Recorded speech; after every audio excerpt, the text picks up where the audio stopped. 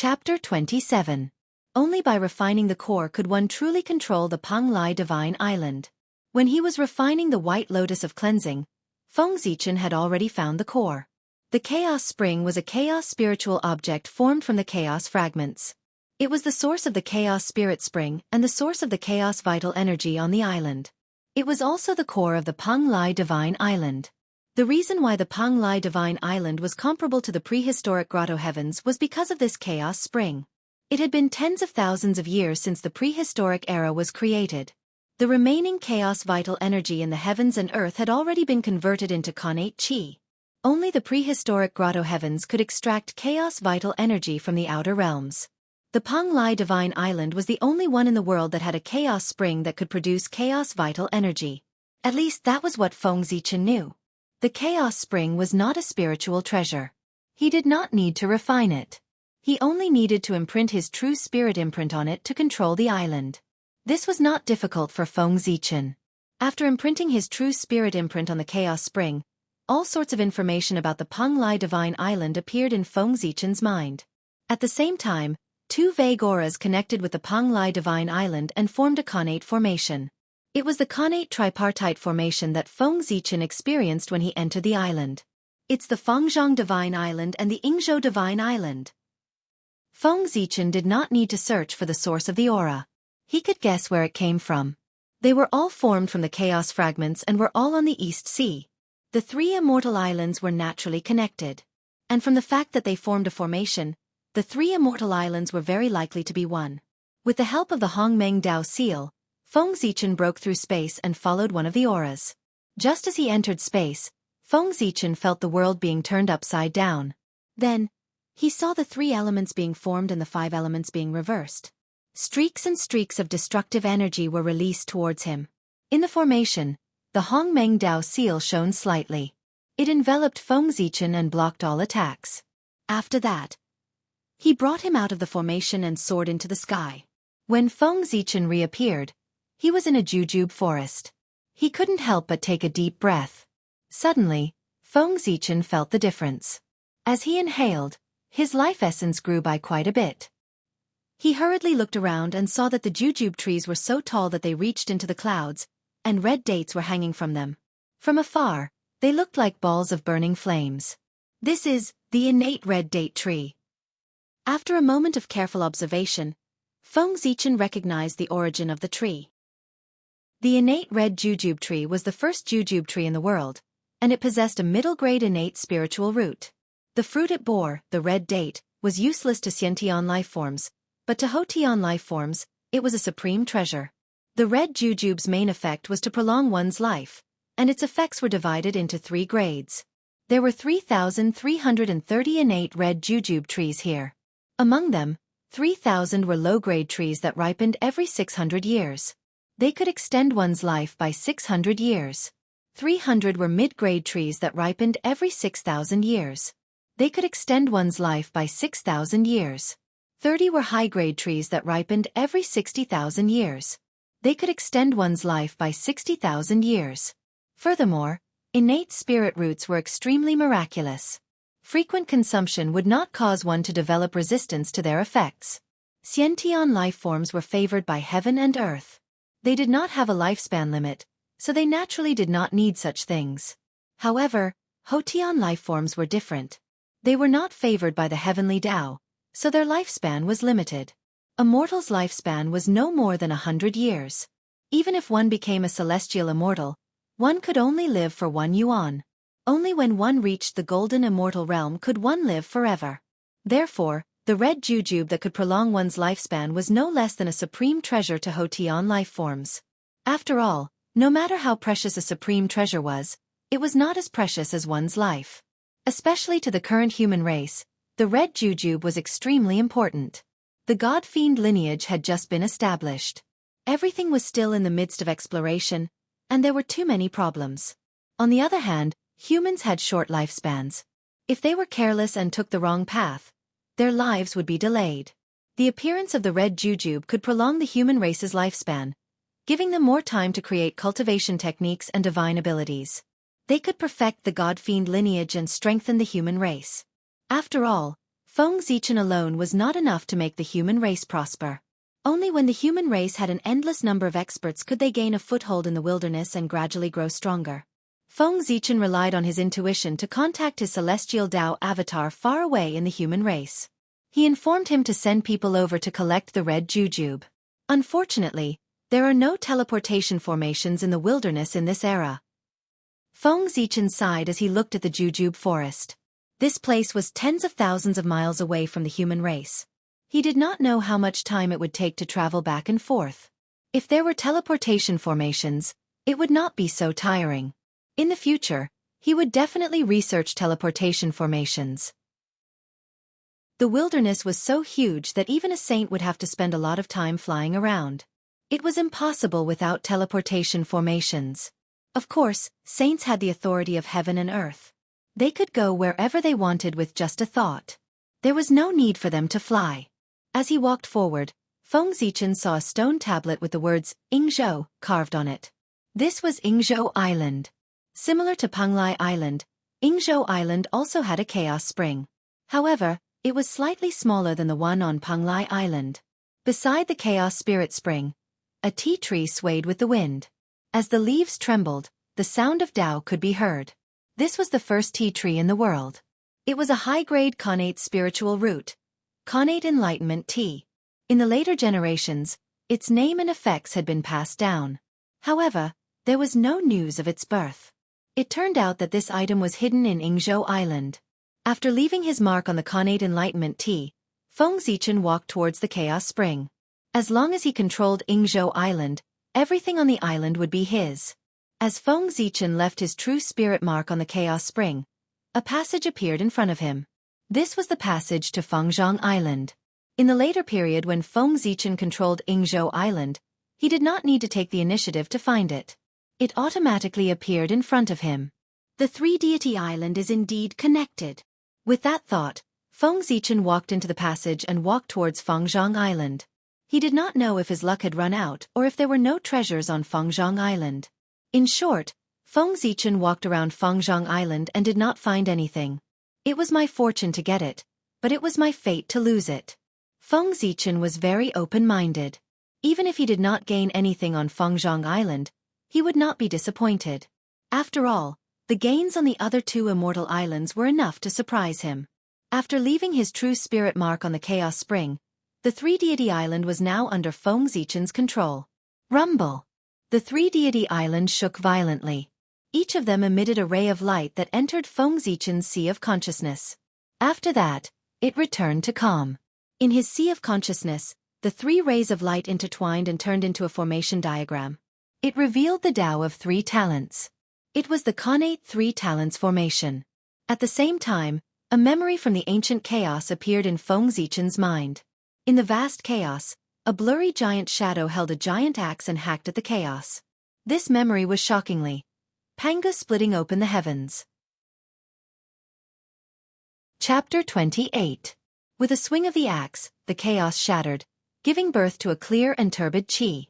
After that, earth, fire, water, and wind appeared, forming a world with endless principles intertwined within. Seeing the chaos shattered and endless mysteries were born, Pangu was excited. He continued to swing the axe, breaking the chaos and splitting the heaven and earth. Seeing this, the 3,000 chaos demon gods rushed towards Pangu, trying to stop him from splitting open the sky. Pangu swung his axe to meet them, and a great battle broke out. At this moment, a gray pearl passed by. It was first struck by the axe, and then it endured the attacks of several chaos demon gods. In an instant, the pearl shattered, turning into thousands of flowing lights, scattering into the new world. Among them, 3 flowing lights wrapped around a piece of chaos fragment and landed on the East Sea, turning into 3 islands hidden in the void. It was the three-deity island. The scene ended there, but Feng Zichen did not wake up. Panga's axe light was like the light of the great Tao, and its trajectory was like the path of Tao. With a swing of the axe, the chaos shattered, the yin and yang appeared, the 3 forces formed, the 4 symbols formed, the 5 elements formed, and the 6 directions formed. With just a glance, endless great Tao appeared in Feng Zichen's eyes, causing him to be completely immersed in Tao enlightenment. However, Panga's power of splitting open the sky was so great that it was not something that Feng Zichen could withstand. Not long later, he was forced to retreat from the state of Tao enlightenment because he could not withstand the power of the great Tao. So powerful. It's just an image from billions of years ago. Just looking at it for a while more can make me die. How terrifying. After coming back to his senses, Feng Zichen gasped with lingering fear. If the Hongmeng Dao seal had not woken him up, he would have died. However, he did not expect the three-deity island to be a part of the Chaos Pearl's origin, combined with the Chaos Fragment. No wonder it was so magical. That's right. When Pangu was fighting with the 3,000 Chaos Demons, the pearl that entered by mistake and was smashed into thousands of pieces was the Chaos Treasure, the Chaos Pearl. The Chaos Treasure was born with the Chaos Fate, and its power was immeasurable. As a result, they were feared by the heavenly Tao and shattered one after another when the heavens were opened, transforming into numerous connate spirit treasures. Panga's axe transformed into 3 heaven-splitting cardinal treasures. The Chaos Bell, the Taiji painting, and the Panga banner were all connate cardinal treasures. The 36th grade green lotus of creation transformed into 9 supreme grade connate spirit treasures, the 5 element flags of heaven and earth, the 4th grade lotus platform, and the 24th grade green lotus of creation, a connate cardinal treasure. On the other hand, the primal chaos pearl was undoubtedly the most miserable amongst them. It had accidentally entered the battlefield and was blasted into countless pieces, and it transformed into a few hundred mid and low-grade natural spirit treasures and natural magic treasures. Not even a single high-grade natural spirit treasure had been formed, and it could be said to be miserable to the extreme. The bead-like Dharma treasures of the primordial world were almost all formed from the fragments of the chaos bead. For example, the spirit pearl that Her Highness Nuwa had bestowed upon Feng Zichen was formed from a fragment. The pearl was called the innate pearl, an innate magic treasure with 4 innate divine seals. It contained a boundless space filled with innate qi and could store all things. Apart from that, it had no other functions. Feng Zichen despised it for being useless, so he placed it aside. He didn't expect its opportunity to arrive today. After taking control of the 3 immortal island, everything about it appeared in his mind, allowing him to discover a mystical place filled with chaotic energy. It was formed from the core of the chaos bead. Any Dharma treasure formed from the fragments of the chaos bead could fuse with it to form a new chaos bead. This place was within the Fangzhong Island, and the surrounding chaos qi was filled with endless chaos laws, causing the heavenly secrets of this place to be blurry. If not for the fact that the 3 immortal island was under Feng Zichen's control, he wouldn't have noticed this place. He gently threw the connate pearl into it, and the surrounding chaos qi seemed to have found its support and surged into the connate pearl. Innate divine seals were born in its body, and its color gradually turned gray. Seeing this, Feng Zichen's true spirit escaped into the connate pearl, and before the innate divine seals were formed, he imprinted his mark into it to refine this treasure. When he was refining the world-cleansing white lotus, it had already reminded him that if his cultivation level was too low, he wouldn't be able to refine it even if there was a connate spiritual treasure in front of him. Now the chaos bead had yet to form, and the innate divine seals were still evolving, so it was the best time to refine it. Otherwise, when the chaos bead was born, it would be like the world-cleansing white lotus, and he wouldn't be able to refine it. Wouldn't that be a waste of effort? A huge vortex appeared in the connate pearl, devouring the surrounding innate qi, and then spitting out strands of chaos qi. Countless chaos runes danced in it, forming the innate divine seals. Feng Zichen flashed to the center of the chaos runes and imprinted his mark on the innate divine seals that had yet to form. After that, he observed the formation of the innate divine seals and comprehended the truths of the Tao. On this day, a beam of light shot into the sky on Fangzhong Island, and the sound of Tao was endless. A pearl rose into the sky, releasing a myriad of colors and rays of Tao light. A moment later, the phenomenon disappeared, and the pearl turned into a stream of light and landed in Feng Zichen's hand. The chaos bead was a superior grade connate spiritual treasure with 30 innate divine seals. The chaos bead's level was not high, but it was not out of Feng Zichen's expectations. After all, the chaos bead was severely damaged and its origin was severely damaged. It was not easy for it to remain a superior grade connate spiritual treasure. However, the chaos bead was a former chaos treasure after all. It had the indestructible attribute and could repair itself, but it would take a very long time. Apart from that, the chaos bead could also devour the numinous treasures formed from the other fragments to recover its grade. That was also Feng Zichen's plan. If he waited for the chaos bead to repair itself, it would probably not be enough even if the primordial world was destroyed. Moreover, there were many numinous treasures formed from the chaos bead fragments in the East Ocean. It was not difficult to find them with the chaos bead senses. After putting away the chaos bead, Feng Zichen prepared to leave. After calculating the time, the Dragon Gate would open in a few hundred years. It was time to set off for the East Ocean Dragon Palace. During this trip to the Three Immortal Island, not only did he obtain several Khanate spirit roots, but he also obtained a Khanate God-Fiend avatar. It could be said that he had gained a lot. Feng Zichen was very satisfied. After controlling the Three Immortal Island, the Khanate Three Talents array was no longer a threat to him. His figure flashed, and when he appeared again, he was already above the vast East Ocean. The Three Immortal Island was too extraordinary. With Feng Zichen's background, he could not keep it even if he controlled it.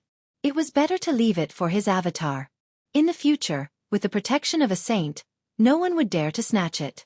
Standing above the East Ocean, Feng Zichen was about to determine the direction and rush towards the Dragon Palace when he saw a group of Heaven Immortal Realm ferocious beasts swimming towards him. Seeing this, Feng Zichen smiled. He had just advanced to the Heaven Immortal Realm and was worried about not having anything to practice on. Now that the group of ferocious beasts had arrived, he was indeed lucky. He pointed to the sky, and starlight fell from the sky, forming green, red, white and black sword beams that slashed towards the group of ferocious beasts. The green sword beam had endless changes, the red sword beam was extremely blazing, the white sword beam was pure and refined, and the black sword beam was unconventional. The four sword beams flickered among the ferocious beasts. In just a moment, all the ferocious beasts were killed. With a loud laugh, Feng Zichen put away the ferocious beasts' corpses and rushed towards the Dragon Palace. Chapter 29. Halfway through, the Chaos Pearl in Feng Zichen's body suddenly became restless, forcing him to stop. Sensing something, he followed the Chaos Pearl's guidance and arrived at an island. The island looked ordinary and there was nothing special about it. However, with the help of the Chaos Pearl, Feng Zichen could clearly feel the pure natural water spiritual qi hidden deep within the island. Stepping onto the island, Feng Zichen walked towards the place where the natural water spiritual qi gathered. After a few steps, the space around him changed. It was as if he had stepped into a world made of water. Endless streams of water swept towards him.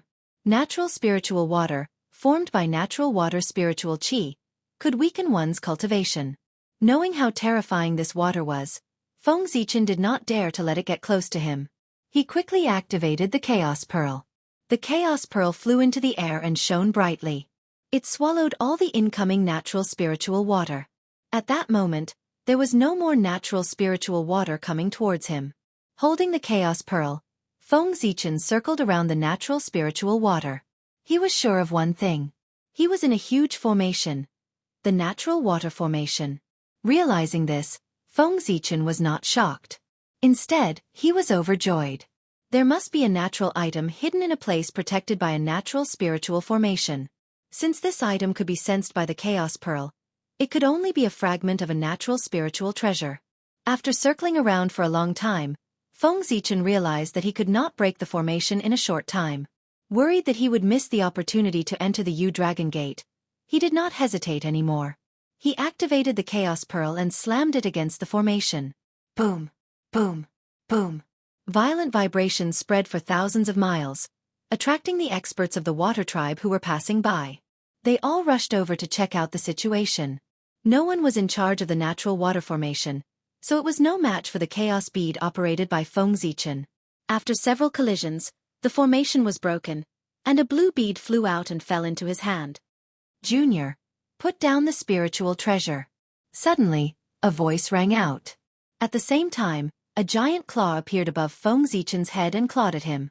Smiling faintly, Feng Zichen used the 5 monarchs technique. In an instant, the 5 qi inside his body soared and materialized into the silhouette of the 5 monarchs. They formed a 5-colored canopy that blocked the giant claw. Then, with a flick of his finger, starlight fell from the sky, forming 4 sword rays that slashed the giant claw into pieces. After the sword light shattered the giant claw, it hovered in the air for a moment before slashing at a figure that suddenly appeared in front of it. A mere heavenly immortal wants to hurt me? What a joke. When he saw Feng Zichen's attack, the newcomer laughed with disdain, and then he emanated the pressure of a mysterious immortal that pressed down towards Feng Zichen. He completely disregarded the attacks of the four sword rays. Seeing this, Feng Zichen used the upright shadowless spell and his body turned from solid to illusory. He hid in the void and was immune to all attacks. When the sword light neared the person, it suddenly transformed into the appearance of the four symbols sacred beasts. They formed a four symbols formation, trapping the person within and shooting out tens of thousands of sword chi. Damn it, what kind of divine ability is this? The newcomer was trapped in the sword formation. While resisting the sword chi, he tried to break free from the formation. However, the four symbols sword formation was supported by the power of the four symbols and could not be broken unless one was a golden immortal. No matter what he did, he could not shake the sword formation at all. At this moment, Feng Zichen saw the appearance of the newcomer clearly. He was a middle-aged man in a black robe with a slightly rough face. Coupled with his demonic aura, he gave off a ferocious feeling. That demon was trapped in the formation. Seeing that he could not break the formation, he was furious. He transformed into a black snake that was 10,000 feet long and almost broke the sword formation. After the black snake revealed its true form, its strength increased greatly. When the sword chi hit its body, it made clanging sounds and could no longer cause any damage to it. Roar! With a roar, streaks of black light gushed out from the black snake's body, causing the four-symbol sword formation to shake and almost collapse. Seeing this, Feng Zichen raised his hand and two more sword lights condensed. One was as sacred as the heavens and turned into the shape of the Gaochen. The other was as steady as the earth and turned into the shape of the soaring serpent, falling into the four-symbol sword formation. With the help of the two sword lights, the sword formation changed again and evolved into the 6 directions of heaven and earth, forming the hexagonal sword formation. The moment the formation was formed, endless sword chi swept out from the 6 directions of heaven and earth. In just an instant, the black snake screamed. Its physical body was shattered and its true spirit dissipated. It was killed by the sword formation. Then, Feng Zichen used the flying shadow technique and disappeared into the void. He completely disappeared and rushed towards the dragon palace. In the void, Feng Zichen took out the connate spiritual treasure he obtained from the connate water spirit formation. At this moment, he finally had the time to look at the spiritual treasure. The connate water spirit pearl was a superior grade connate spiritual treasure with 30 connate divine seals. It was similar to the chaos bead. In the past, when Pangu opened the sky and evolved earth, fire, water and wind, when the chaos bead was broken, a few of the fragments were tainted with a trace of the origins of the four spirits and formed the four spirit pearls. The connate water spirit pearl was one of them. It was said that when the four spirit pearls were combined, they would form a supreme grade connate spiritual treasure, the world bead. Feng Zichen did not know whether it was true or not and did not intend to know. After all, no matter how good the world bead was, it could not compare to the chaos bead. Now, it was more important to restore the chaos bead. Ever since he obtained the connate water spirit pearl, the chaos bead had been restless and wanted to devour it. If not for the snake demon's attack, the chaos bead might have finished its upgrade. He threw the connate water spirit pearl into the chaos bead. The chaos bead trembled violently and streaks of chaos airflow attacked the connate water spirit pearl. The connate water spirit pearl shone brightly and connate water spirit chi flowed out to block the chaos airflow. Unfortunately, even though they were both superior grade connate numinous treasures, the chaos bead was a chaos cardinal treasure and its quality was extremely high. How could the connate water spirit pearl compare to it? In just a moment, the connate water spirit pearl shattered into runes and fused into the chaos bead, leaving a ball of connate water spirit origin floating in midair. After the chaos bead devoured the connate water spirit pearl, it burst out with a hazy gray light and created another 3 connate divine seals before it gradually quieted down. Seeing that, Feng Zichen's eyes twitched. A superior grade connate numinous treasure only gave birth to 3 connate divine seals. That was too little. Furthermore, it was harder to upgrade a numinous treasure. How many connate numinous treasures would it take to upgrade to a connate cardinal treasure? At the thought of this, Feng Zichen felt his scalp tingle. Shaking his head, Feng Zichen put this matter aside. At the end of the day, he was still too weak and was restrained everywhere. If he was strong enough, he could have anything he wanted. Looking at the connate water spirit origin, Feng Zichen thought for a moment and took out Zichen's sword, infusing the Khanate water spirit origin into it. Then, he channeled the Zhouxing power into Zichen's sword. After that, he cast a spell and the power of the 5 elements appeared. As the 5 elements circulated, balls of creation fire appeared and burned towards Zichen's sword. A few years later, Zichen's sword burst out with a dazzling sword light that illuminated a radius of 10,000 miles. A murderous aura swept out. After this refinement, the quality of Zichen's sword increased greatly and became a middle-grade Khanate numinous treasure with 24 Khanate divine seals. It even shone with Khanate divine light. This was the sign of going against the Khanate heavens. Chapter 30. However, it was extremely difficult for a spiritual treasure to go against the Khanate spirit. It was even more difficult than for a natural spiritual treasure to go against the Khanate spirit. A ball of Khanate water spiritual origin only gave Zichen's sword a chance to go against the Khanate spirit. Who knew how many hardships it would have to go through to become a Khanate spiritual treasure? In the untainted world, only the Khanate supreme treasure in Nua's hands, the cauldron of heaven and earth, had the ability to go against the Khanate spirit. Other than that, no one had ever heard of anyone else who could refine a Khanate spiritual treasure. This showed how difficult it was to refine a Khanate spiritual treasure after birth. Even so, Feng Zichen was still very satisfied. With this bit of Khanate spiritual light, the power of Zichen's sword had increased greatly. It could suppress magic treasures of the same level. So, what was there to be dissatisfied with? It took a lot of time to refine Zichen's sword. Now, it was closer to the opening of the Dragon Gate. Afraid that he would miss the opening of the Dragon Gate, Feng Zichen jumped into the water and used the abyss shrinking technique. The bottomless abyss was like a flat ground, and the distance of 10,000 miles was like a short distance. He shrank the ground into an inch, and traveled 10,000 miles in one step. He sped towards the Dragon Palace. A few days later, in the depths of the East Sea, a crystal palace stood in the deep sea. It shone brightly like a big sun, illuminating the surrounding sea area. Another transparent light curtain enveloped the entire crystal palace, isolating it from the outside and preventing the seawater from entering. He took out a white dragon scale and touched the light curtain. After a flash, the light curtain opened up a passage. After Feng Zichen walked in, it closed again. This dragon scale was given to him by Ao Shui. Long before the Water Dragon King, Ao Shui had secretly given him a dragon scale. It was an old scale that she shed when she transformed into a 9-clawed cloud dragon. Although the Water Dragon King had given him a dragon scale, he had lived with Ao Shui for 100 years. He had only met the Water Dragon King once. How could he trouble him? After entering the territory of the Dragon Palace, Feng Zichen touched the dragon scale lightly. An invisible wave spread out, spreading towards the depths of the Dragon Palace.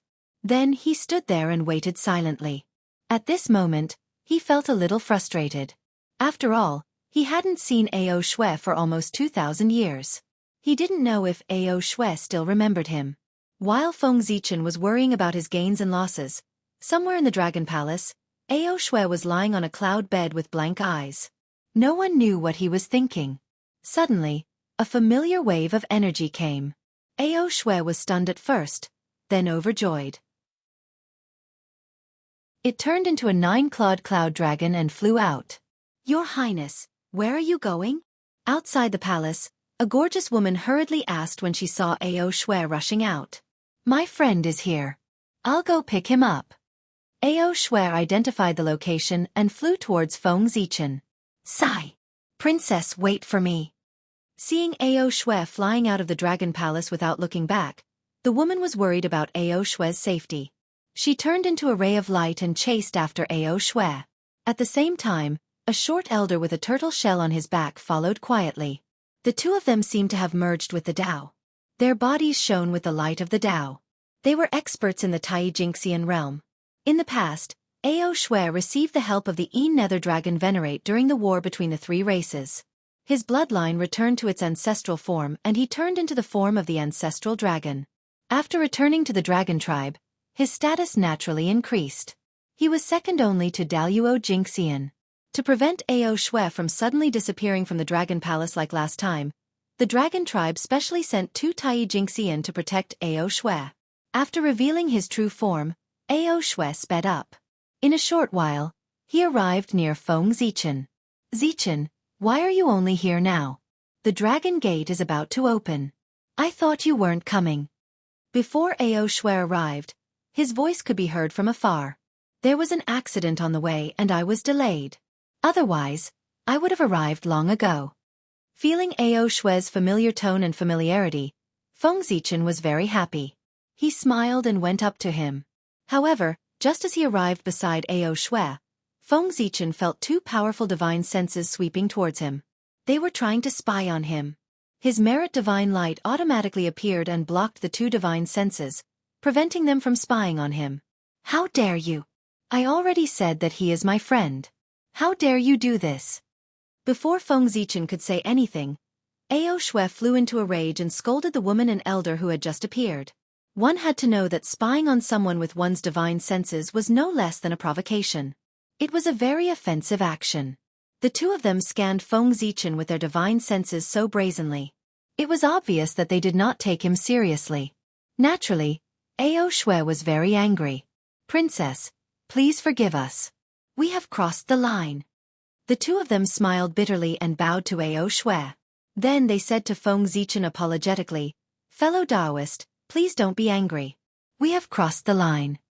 Little did they know that the two of them were complaining in their hearts. They thought that with their Tai Jingxian cultivation, they could spy on a small cultivator in the heavenly immortal stage silently. Who knew that a small heavenly immortal stage cultivator would have so much merit protection? They were exposed immediately. It's fine. Feng Zichen replied expressionlessly. The two of them were Ao Shui's guards.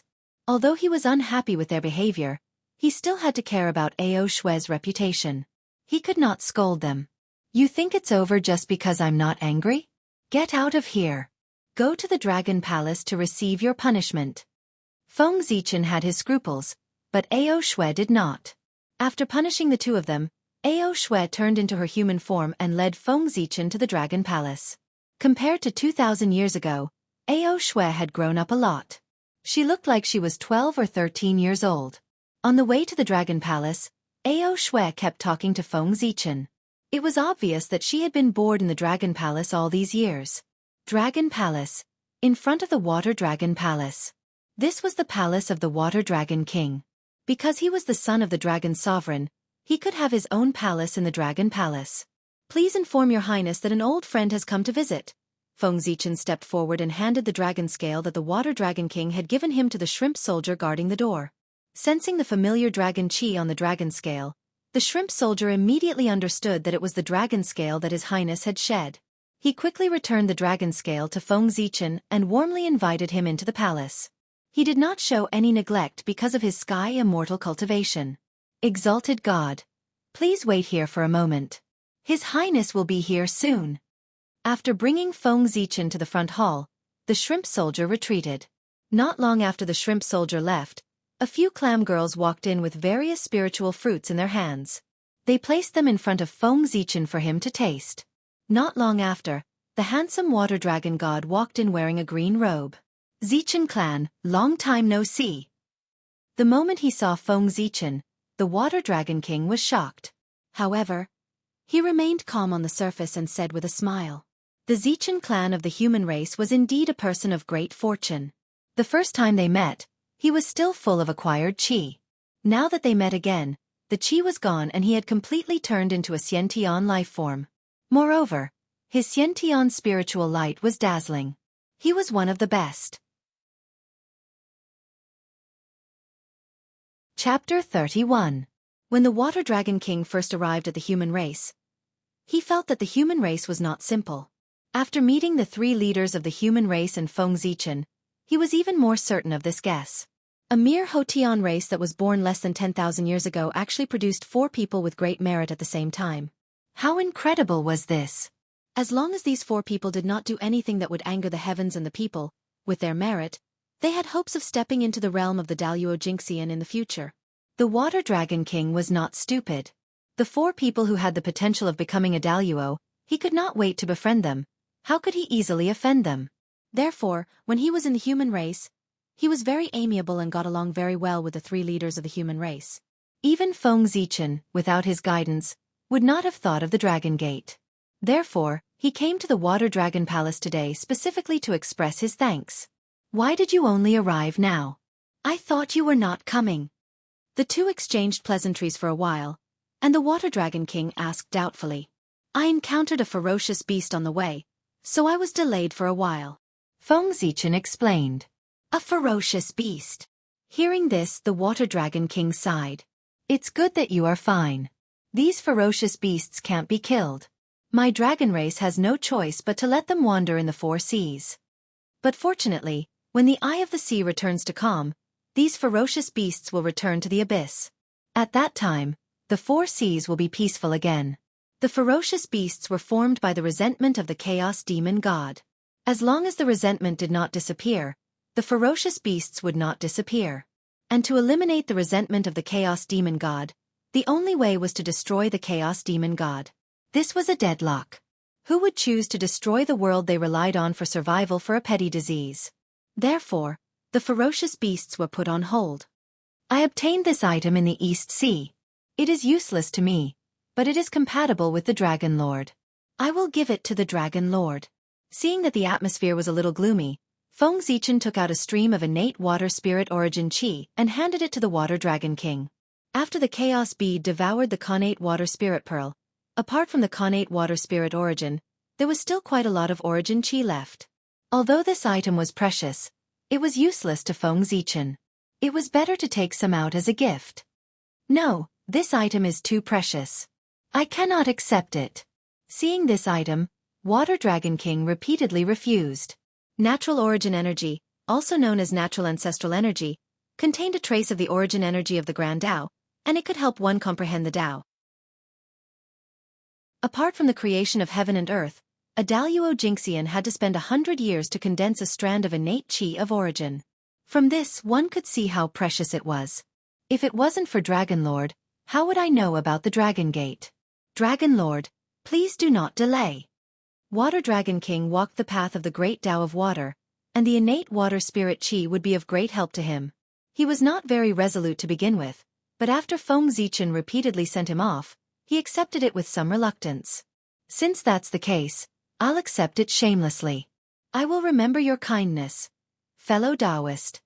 A strand of innate water spirit chi of origin could save Water Dragon King tens of thousands of years of cultivation. A strand of innate water spirit chi of origin could even help him comprehend the great Tao of water. Even the dragon tribe did not have many treasures like this. Feng Zichen was greatly indebted to him for giving this item to him.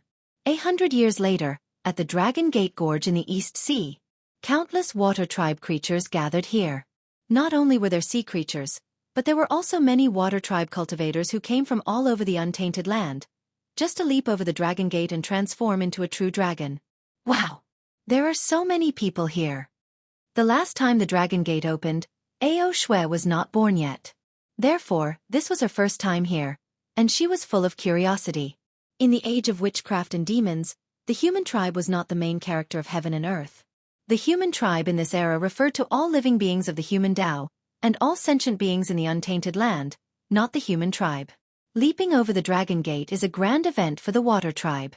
Thousands of Water Tribe members gather here, so it's not surprising that there are so many people here. Feng Zichen said. Although he said that, he was still shocked. As far as the eye could see, there were Water Tribe members everywhere. The entire sea area was crowded with all kinds of living beings, and there was no space at all. Even so, there were still more Water Tribe members coming. However, there were many races gathered here, and many of them were natural enemies. No one dared to cause trouble, which showed the power of the Dragon Tribe. In the center of the Dragon Gate Gorge, there were a few palaces for the disciples of the Dragon Tribe to rest. Ao Shui was the granddaughter of the ancestral dragon, and she had her own palace. Feng Zichen was basking in her glory and stayed here with her. When the Dragon Gate opened, only the disciples of the Dragon Tribe would be able to leap over the Dragon Gate. And the first Water Tribe member to leap over the Dragon Gate would be rewarded by the ancestral dragon. Ao Shui brought Feng Zichen here so that he could be rewarded by the ancestral dragon. This place was closest to the Dragon Gate, and leaping over the Dragon Gate here would give him the opportunity to be one step ahead of the others. In addition, with the secret treasure that Ao Shui lent him, he could be the first to leap over the Dragon Gate and receive the reward. Since Feng Zichen stayed here, 3 years had passed in the blink of an eye. On this day, a figure appeared in the sky above the Dragon Gate Gorge. He was handsome and dignified, and he wore a purple robe with blue clouds. Beside him, light gathered, and purple clouds surged. The shadow of 9 dragons appeared, showing supreme majesty. This person was the eldest son of the Dragon Emperor, the grandson of the ancestral dragon, and the successor of the dragon tribe, Aoe. The Dragon Emperor was suppressing the CI and could not leave, so he was responsible for opening the Dragon Gate to raise his hopes. In the early years of the ancient times, the ancestral dragon felt that it was difficult for living beings to become dragons, so he established the Dragon Gate. Anyone who passed through the Dragon Gate, regardless of whether they were from the dragon bloodline, the water tribe, or the evil dragon tribe, could ascend to the heavens and transform into a true dragon. Since then, the Dragon Gate meet has been held. After introducing the origin of the Dragon Gate, Aoe paused for a moment and changed to the Dao language. Today, the Dragon Gate will be opened again. As his voice fell, endless golden light gathered, forming a dazzling golden Dragon Gate in the Dragon Gate Gorge. As the Dragon Gate appeared, an earth-shattering dragon roar was heard. Then, an extremely rich connate wood essence sprinkled from the Dragon Gate into the bodies of the Water Tribe members below. This was the grace of the ancestral dragon.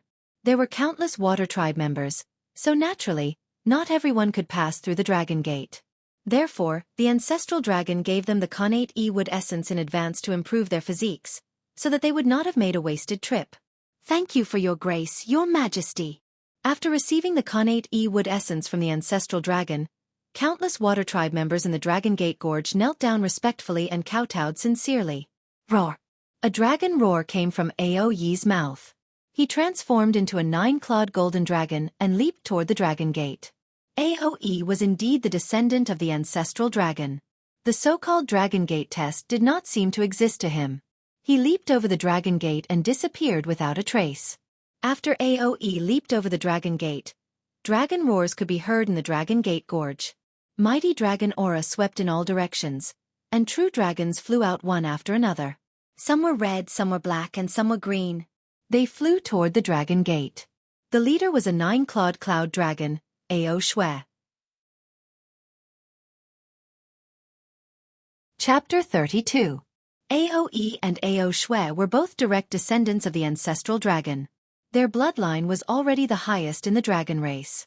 Even if they leaped through the Dragon Gate, their bloodline couldn't be improved anymore. However, the opening of the Dragon Gate was a major event for the Dragon Clan, and it was related to the future of the Dragon Clan. Therefore, every time the Dragon Gate opened, the ancestral dragon would cast his gaze over and pay attention to this place. He wanted to see if there were any outstanding individuals among the younger generation of the water race.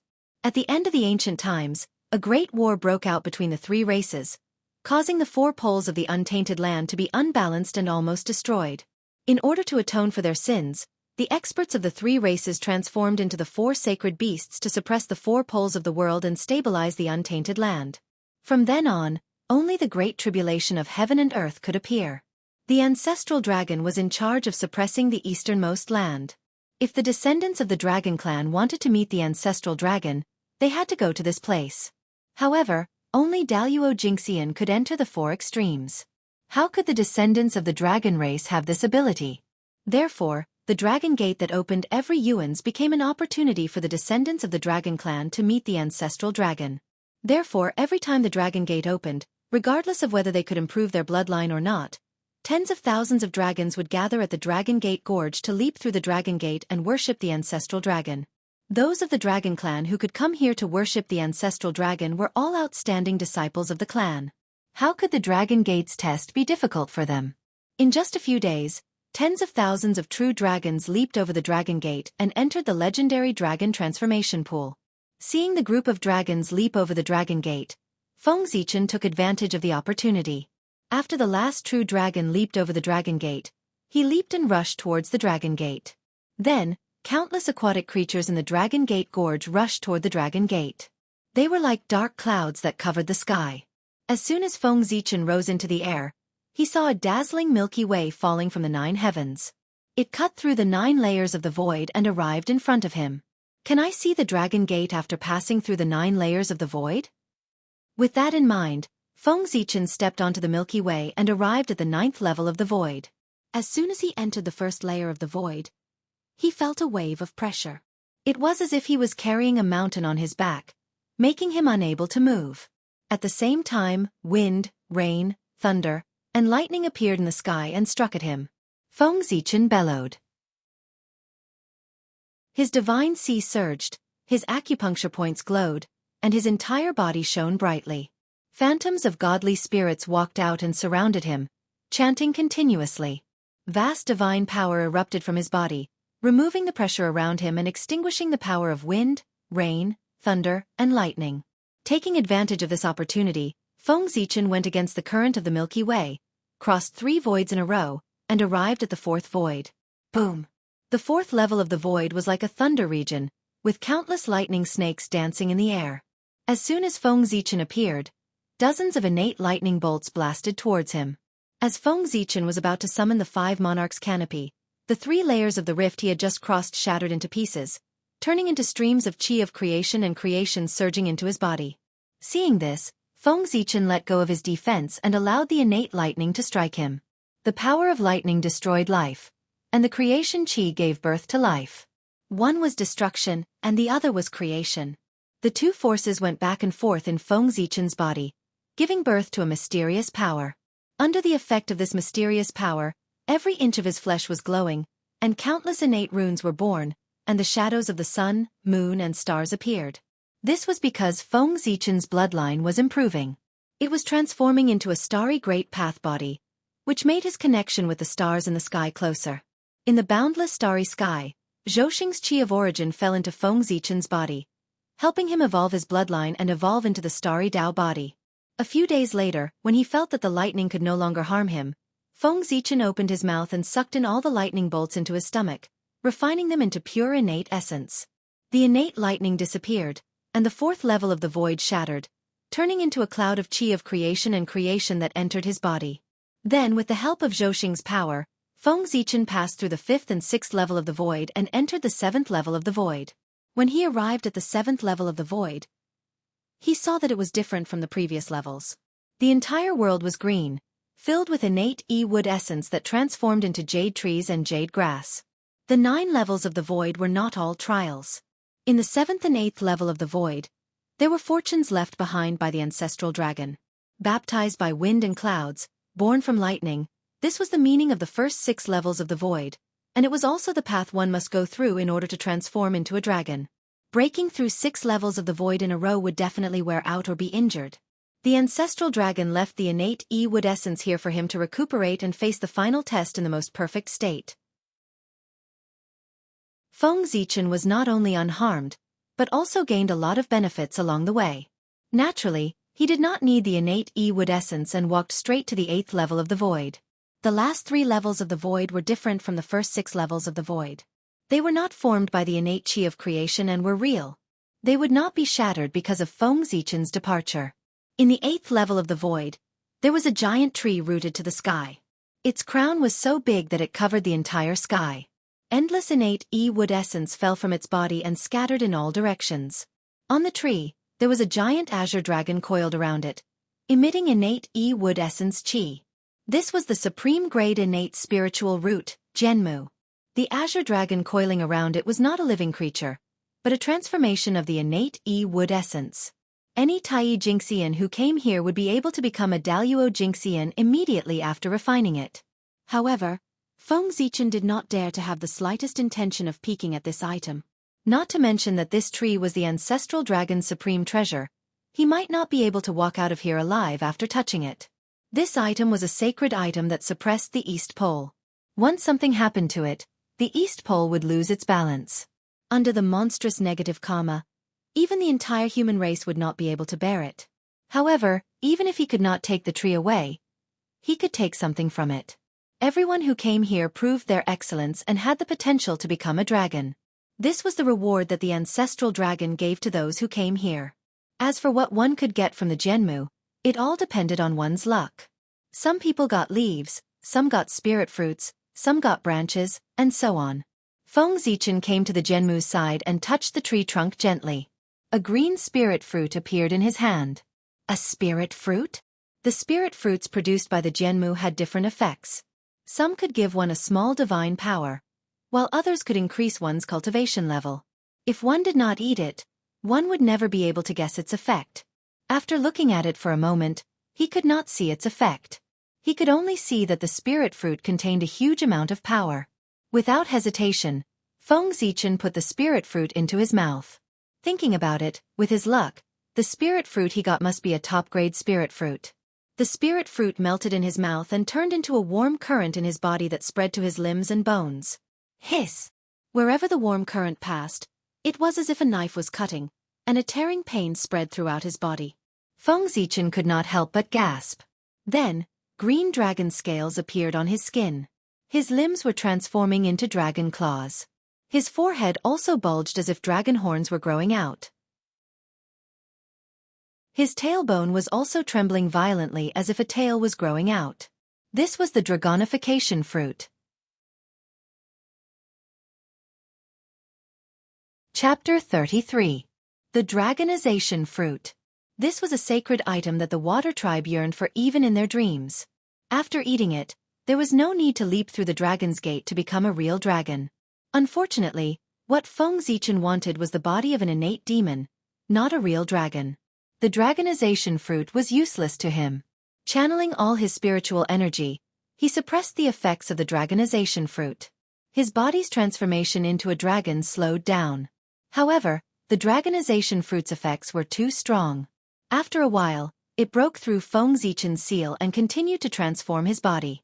Seeing that his spiritual energy was useless, the real spirit in the school of the Emperor Star exploded with a brilliant light. Feng Zichen's body turned into a ball of Hongmeng Qi, wrapped around his real spirit, and spun in the air. The dragonization fruit's power floated in the Hongmeng Qi, trying to transform the Hongmeng Qi into the shape of a dragon. Then the Hongmeng Qi gave birth to the Yuan, Ini, Sankai, Fengxiang, Wuxing, Liuhe, Qiao, Bagua, Jiugong, and Shifeng. As the Hongmeng Qi evolved, the dragonization fruit's power slowly merged with it. In the end, it completely merged with the Hongmeng Qi and could no longer cause any waves. Then, the Hongmeng Qi twisted and turned back into Feng Zichen's body. After his body was restored, Feng Zichen suppressed his real spirit and walked towards the 9th level. After consuming the dragonization fruit, his strength increased greatly and he was on the verge of a breakthrough. However, now was not the time for a breakthrough. He could only suppress it for now. When he leaped through the dragon's gate, that would be the best time for a breakthrough. In the 9th level, the vast Milky Way fell from the 9 heavens. With a majestic force, it crushed down on Feng Zichen, trying to knock him down from the sky. At the end of the Milky Way, there was a huge door. It shone with the light of creation and the light of Tao. The Dragon's Gate, the Real Dragon's Gate. Seeing this Dragon's Gate, Feng Zichen was shocked to realize that this was the Real Dragon's Gate. The giant door outside was only a projection. Sensing Milky Way's power, he no longer held back and unleashed his full strength. Boundless radiance burst forth, forming the phantoms of gods around Feng Zichen. Streaks of starlight fell and enveloped him. With the support of Zhouxing, Feng Zichen ignored the space seal and stepped out. He directly crossed the vast Milky Way and arrived in front of the Dragon Gate. Roar! It seemed to come from ancient times, yet it also seemed to come from the future. A lofty and ethereal dragon roar sounded, causing Feng Zichen's mind to tremble. He raised his head and saw a 9-clawed golden dragon. Ancestral Dragon Phantom. The last stage of the Dragon Gate was guarded by the Ancestral Dragon Phantom. Only by blocking the attack of the Ancestral Dragon's Phantom and not being struck down from the void could one leap over the Dragon Gate. Even though the Ancestral Dragon's silhouette was only at Heavenly Immortal Primary Stage, the Ancestral Dragon was still a saint beast that was comparable to a sage. Even though they were at the same level, their intrinsic qualities were far superior. A strike from a Heavenly Immortal was not inferior to a strike from a Golden Immortal. Feng Zichen touched the dragon scale in his arms. He did not use it. This was a secret treasure that Ao Shui lent him. It was made from the dragon scale shed by the Ancestral Dragon. It could allow him to bypass this stage and directly enter the Dragon Gate. However, to Feng Zichen, Facing the greatness of a sage was very beneficial. Even if it was just a phantom, he did not want to miss it. Moreover, there were not many opportunities to fight with a sage of the same level in the primordial world. Since he would not die, why not give it a try? With that thought in mind, Feng Zichen attacked. Knowing how terrifying his opponent was, he was determined to take the initiative to attack. He took out the Zichen sword and swung it at the ancestral dragon phantom. A resplendent sword beam with the power to split the world swept out. This was the sword art of Zhouxing. It used Zhouxing to derive the Tao of heaven and earth, creating and destroying all things. It was created after Feng Zichen observed Pangu splitting open the sky and combined it with Zhouxing. It represented his achievement in the sword Tao. In the sword beam, the sun, moon, and stars appeared. It derived the Tao of heaven and earth. Wherever it passed, space shattered and all things were destroyed. It was as if the world was about to be reopened.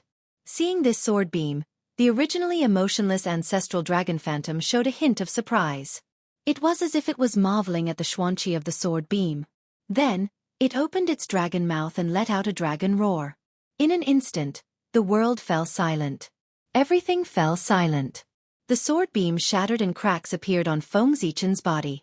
However, after the sword beam shattered, it did not disappear. Instead, it turned into sword qi that filled the sky. There were yin-yang sword qi, tripartite sword qi, four-symbol sword qi, five-element sword qi. They shot towards the ancestral dragon phantom. The ancestral dragon phantom blew gently and the sword qi that filled the sky disappeared. Then, its figure began to slowly disappear. After the attack, the ancestral dragon phantom had completed its mission. There was no need to stay. After the ancestral dragon phantom disappeared, a stream of innate wood origin qi appeared in the void and entered Feng Zichen's body. It instantly healed his injuries. So powerful.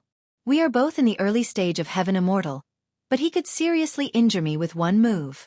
A sage is indeed terrifying. Standing up, Feng Zichen sighed. Feeling the power of a sage, his heart to become stronger was even more determined. At this moment, an excited dragon roar suddenly came from the 8th level of the void. Someone had reached the 8th level of the void. Seeing this, Feng Zichen walked towards the dragon gate. He did not forget that the first person to leap over the dragon gate would be rewarded by the ancestral dragon. After passing all 9 levels, there were no more obstacles in front of the dragon gate. He successfully walked through the dragon gate and arrived at the dragon transformation pool. After crossing the dragon gate, Feng Zichen's bloodline changed. It was boiling, shining, and releasing rays of divine light. Feeling the change in his bloodline, he quickly jumped into the dragon transformation pool. Suddenly, endless qi of creation surged and accelerated the change in his bloodline. First, there was a burst of bright starlight, followed by green, white, and yellow light. The green light was the power of the dragon transformation fruit, the white light was Nua's blood essence, and the yellow light was the living soil of 9 heaven. These bloodline powers that were refined by Feng Zichen were reawakened with the help of the dragon gate. Looking at the messy bloodline in his body, Feng Zichen frowned. Immediately, he activated the star bloodline with all his strength, trying to force out the other 3 bloodlines. Nua's blood essence and the living soil of 9 heaven were rootless trees. Under the pressure of the star bloodline, their powers were quickly forced out and turned into 2 drops of blood essence that floated beside Feng Zichen. Only the azure dragon bloodline produced by the dragon transformation fruit was strengthened by the dragon transformation pool and fought with the star bloodline. This showed on Feng Zichen's body. He turned into the azure dragon body one moment and then into the Taoist body the next, switching back and forth between the two. After an unknown period of time, the 2 bloodlines gradually reached a balance, turning into the shape of a dragon's head, human body, and dragon tail. It was as if heaven and earth were created. An inexplicable Taoist rhyme was emitted from this body. According to legend, when Pangu was born, 9 changes occurred in one day. He was like a god in the sky and a saint on the earth. The shape of a dragon's head, human body, and dragon tail was one of them. It was the great Tao body. After achieving the Taoist body, Feng Zichen fell into an epiphany. In the school of the Emperor Star, the true spirit shone brightly and produced endless great Tao runes. Chapter 34. Suddenly, the heavenly Tao space appeared in Feng Zichen's sea of consciousness. His true spirit flew out of the school of the Emperor Star, broke through layers of space, and arrived at the 7th level of the heavenly Tao space. He, who was already on the verge of a breakthrough, no longer suppressed his cultivation with the help of the dragon transformation pool. He broke through the 7th level of the heavenly Tao space in one go and advanced to the late-stage heaven immortal realm. In the heavenly Tao space, endless great Tao runes flowed out of his true spirit and imprinted in all directions, forming a great Tao chain in the first 7 levels of the heavenly Tao space. Above it, Hongmeng Qi circulated, and the sun, moon, and stars appeared together, evolving the Tao of heaven and earth. Silently, a purple star appeared above the true spirit's head, drooping down strands of origin Qi and merging into the true spirit's body. In an instant, purple light lingered around the true spirit, giving birth to all kinds of connate runes, emitting a supreme and extremely noble aura. This was the projection of the Emperor Star. It had sensed that Feng Zichen's strength had improved greatly, so it had specially manifested in the heavenly Tao space to help him evolve his true spirit and transform into a connate god-fiend. The god-fiend lineage did not cultivate the essence soul. They only wanted the true spirit to be immortal and indestructible. Compared to the essence soul, the true spirit had more magical uses. It was more compatible with the great Tao, easier to comprehend the Tao, faster to cultivate and more powerful. However, everything had its pros and cons. The true spirit had so many advantages, but the disadvantages were also very obvious. Before becoming a golden immortal, the true spirit was weak. When fighting with others, the slightest carelessness would cause the true spirit to be damaged and the great Tao to be severed. When Feng Zichen refined his clone, if it wasn't for the Hongmeng Tao seal, which could use the power of the great Tao to split yin and yang and split the true spirit into two, how would he ever find his clone? How would he dare to use half of his true spirit to refine a clone? Wouldn't that be severing his own great Tao? After becoming a golden immortal, the true spirit would be immortal, and there would be no danger of the Tao being severed. Even so, it was still extremely troublesome if the true spirit was damaged. Only Daluo, whose true spirit was immortal and indestructible, could unleash the power of the god-fiend lineage as he wished. After an unknown period of time, Feng Zichen had stabilized his realm and woke up from his meditation. With a flash of purple light, the body of the Great Path was refined by him, and he returned to his human form. The form of a dragon's head, a human's body, and a dragon's tail. Although it was a body of the Great Path and was infinitely mysterious, the human form was also a body of the Great Path. Moreover, it was more suitable for Feng Zichen. The body of the Great Path was neither strong nor weak, only suitable or not. However, although the Azure Dragon bloodline had been refined, it had left behind a divine ability. The 9 Heavens Dragon Roar. It was the supreme divine ability that the ancestral dragon phantom had used in front of the Dragon Gate. The great voice is silent, the great elephant is formless. Everywhere the dragon roar passed, the heavens and the earth went silent while everything fell silent. It silently annihilated everything, and it was a supreme divine ability. Like the Azure Dragon bloodline, the divine ability merged with Feng Zichen's body and turned into an innate divine ability. It saved him a lot of time for cultivation, which was a pleasant surprise. Next, it was time to wait for the ancestral dragon to bestow the reward. Feng Zichen did not have to wait for long. Accompanied by a vast and boundless aura, 12 pearls appeared in the void. They were sparkling and radiating 5-colored light. This is the sea-calming divine pearl. In the primordial world, although there were many pearl-type connate numinous treasures, there were only a few complete sets. Therefore, Feng Zichen recognized its origin at a glance. It was a supreme-grade connate numinous treasure. It could capture people and objects. It could emit 5-colored light and dazzle the 5 senses of the enemy. When the world was first created, the 4 seas surged and surged endlessly. The primordial world could not calm down. The heavenly Tao took the 36 chaos pearl fragments and formed 36 sea-calming divine pearls. The 5-colored light was dense and suppressed the 4 seas and calmed the primordial world. After that, the 36 sea-calming divine pearls scattered into the 4 seas. 24 of them were obtained by the Tao ancestor, and the remaining 12 disappeared. He did not expect the 12 sea-calming divine pearls to be in the hands of the ancestral dragon. However, the ancestral dragon was the master of the 4 seas. It was reasonable for it to be in his hands. Feng Zichen did not care why the item was in the hands of the ancestral dragon. He took a step forward and placed the 12 sea-calming divine pearls into the chaos pearl for it to devour. Although the 12 sea-calming divine pearls were not supreme-grade connate numinous treasures, they were still superior-grade connate numinous treasures. They could allow the chaos pearl to recover quite a bit of its origin. Indeed, after devouring the 12 sea-calming divine pearls, the chaos pearl trembled for a moment and produced 2 more connate divine restrictions. After the 12 sea-calming divine pearls were devoured, 12 balls of connate origin were left behind. Feng Zichen sent them into the Zichen sword. Sparkling divine light flashed. The connate spiritual light on the Zichen sword became even brighter. The 32 acquired divine restrictions flowed in the divine light, as if they wanted to go against the connate. At this rate, when the chaos pearl recovers to a connate cardinal treasure, the Zichen sword will be able to go against the connate and become a connate numinous treasure. Feng Zichen stroked the Zichen sword excitedly. He knew where the remaining 24 sea-calming divine pearls were. After the Tao ancestor became a saint, he placed the treasure on the treasure-snatching rock and was taken away by Taoist Xianxia.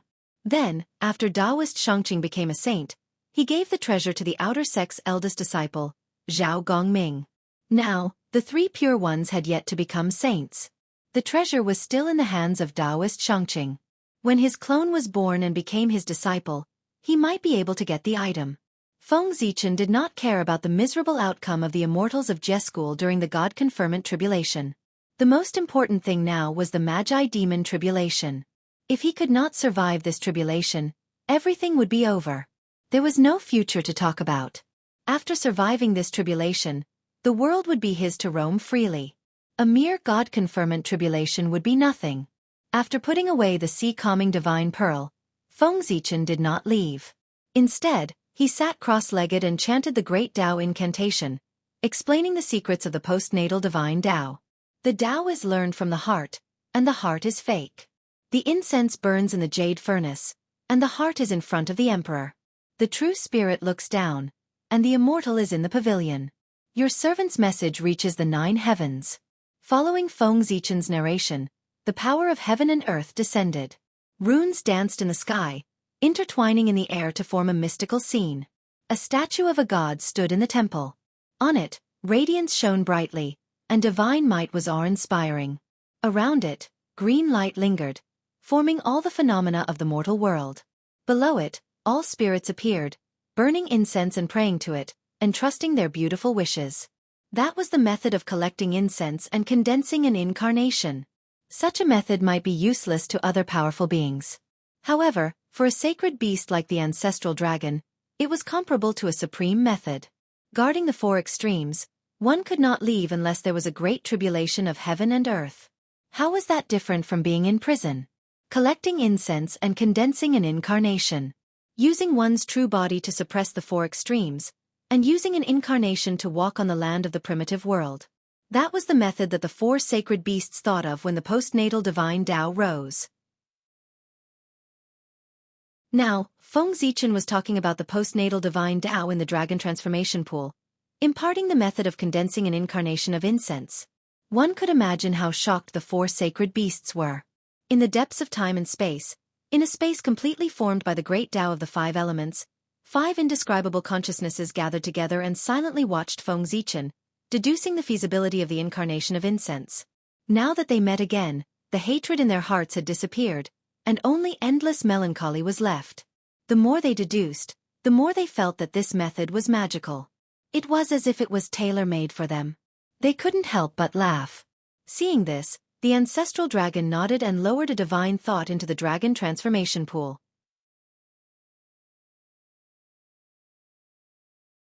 Chapter 35. What thou hast asked, we grant thee.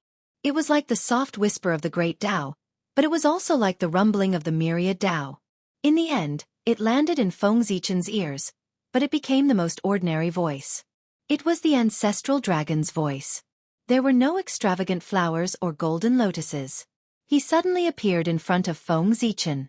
As soon as he finished speaking, the primordial world trembled. In the unknown void, a vast river flowed endlessly. Countless scenes appeared in the river, deducing the principles of life. However, there were layers of fog above the river, making it difficult to see clearly. This was the river of destiny. In the primordial world, under the Daluo, the fate of all living beings was in it. As the ancestral dragon's voice fell, the originally calm river of fate suddenly changed. In the east, an azure dragon phantom appeared and spat out a green light at the river of destiny. In the west, a white tiger phantom appeared and spat out a white light at the river of destiny. In the south, a vermilion bird phantom appeared and spat out a red light at the river of destiny. In the north, a black tortoise phantom appeared and spat out a black light at the river of destiny. In the sky, a Qilin phantom appeared and spat out a yellow light at the river of destiny. This was the embodiment of the light from providence of the 5 races. These 5 rays of light were a part of the light from providence of the 5 races. Then, a ball of torch fire rose from the river of destiny under the support of the 5-colored light. It transcended and disappeared. This ball of torch fire was the embodiment of the human race's light from providence. With the support of the 5 races' light from providence, it transcended the river of destiny. This meant that the human race had the power of Daluo Jingxian. From then on, in the primordial world, the human race's leader could display the power of Daluo Jingxian with the support of the human race's light from providence. The changes in the river of destiny naturally could not escape the senses of the mighty figures of the primordial world. Immediately, gazes looked over through the heavy fog. However, the 5 element sacred beasts worked together and moved extremely quickly. By the time they looked over, the light from providence of the human race had already transcended, and the river of destiny had returned to calm.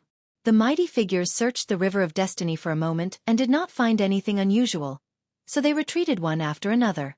Only Her Highness Nuwa, who was connected to the destiny of the human race, understood what had happened. In Emperor Nvua's palace, Nuwa frowned and pondered for a while. Then, she waved her hand and covered the fortune of the human clan. Therefore, no one could find out the anomaly of the human clan. The fact that the destiny of the human race had transcended from the river of destiny was undoubtedly going to have a huge impact on the human race. In the territory of the human race, the earth veins changed, and many spirit springs were formed. Endless connate chi gathered, and all kinds of spirit herbs were born. The 5 golden immortals were replenished by their luck. Their true spirits were ethereal and became one with the Tao, stepping into the realm of Tai Jingxian. There were even a few Xian immortals who suddenly fell into a state of enlightenment and stepped into the golden immortal realm.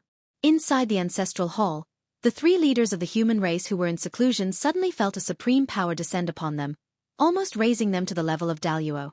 Unfortunately, when the human race's fate was divided into 3 parts, this power was also divided into 3 parts. It could only raise them to the extreme state of Tai, but could not bring them any further. In Zichen's cave, several earth veins gathered and formed 5 mountains, releasing rich connate 5 elements chi. Tens of thousands of postnatal humans took this opportunity to open the divine sea and step into the door of cultivation. For a time, all kinds of miraculous things happened among the human race, causing the strength of the human race to increase greatly. As the number of the human race increased, the East Sea gradually could not meet the needs of the human race. In order to survive, the human race had to go out of the East Sea and develop outward. However, in the untainted land, the shamans and demons were fighting for hegemony, and the ferocious beasts were running rampant. With the current strength of the human race, it was difficult for them to establish a foothold in the untainted land. Therefore, Feng Zichen taught the 5 element sacred beasts the method of condensing the incense incarnation, asking them to protect the human race and strengthen the strength of the human race. After confirming that the incarnation method could indeed restore their freedom, the 5 element sacred beasts gladly agreed to his request. Therefore the scene just now happened. In the dragon transformation pool, after Ancestral Gragon finished speaking, he threw a ray of 5-colored light at Feng Zichen. Then, he disappeared silently just like how he came. The 5-colored light fell into Feng Zichen's hand and turned into a 5-colored jade stone. Connate 5 elements origin? When the jade stone was in his hand, Feng Zichen felt the connate 5 elements origin chi rushing towards him. He suddenly realized that this was not a jade stone, but a small ball of connate 5 elements origin chi. This ball of 5 elements origin chi was a supreme treasure to the Tai Jingxian who cultivated the Tao of 5 elements. After refining this item, he only needed to cultivate in seclusion for a few million years to prove his Tao Daluo. Although Feng Zichen was not a Tai Jingxian, this item was still very useful to him. Back in the Purple Mansion state, he had found the Tao embryos formed by 15 connate god fiends. They were all connate spirit treasure embryos. Feng Zichen had originally planned to bring these connate spirit treasure embryos to Ziwei Mountain and use the chaos energy to mature them. However, plans could not keep up with changes. In the subsequent trip to the Three Immortal Island, Feng Zichen obtained several top-grade connate spirit treasures.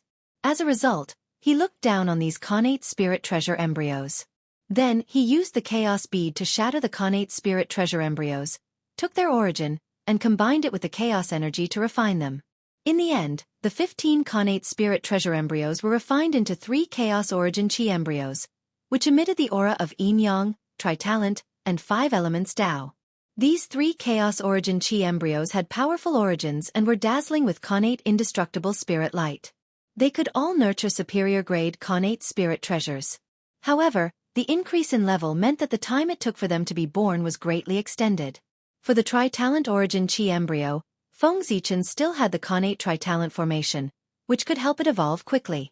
However, he did not have the corresponding origins for the yin-yang origin chi embryo and 5 elements origin chi embryo, so there was nothing he could do. Now that he had the connate 5-element origins, as long as he fused them into the 5 elements origin chi embryo, the connate spirit treasure nurtured by it would not only be born in 10,000 years, but its quality would also be improved. Then, Feng Zichen fused the connate 5-element origins into the 5 elements origin chi embryo.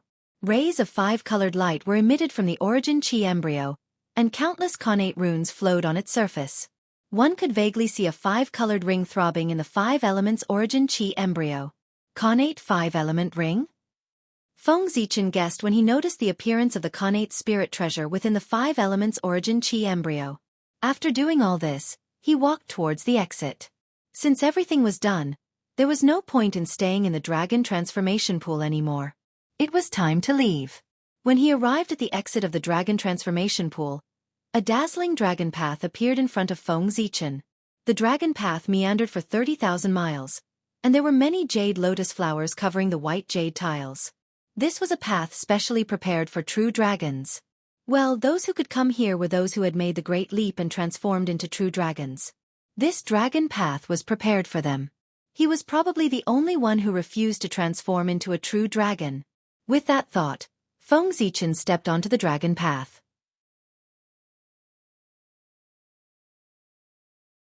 Chapter 36. After walking out of the dragon path, he was no longer in the Dragon Gate Gorge but in a magnificent hall. Why didn't you transform into a dragon after leaping over the Dragon Gate?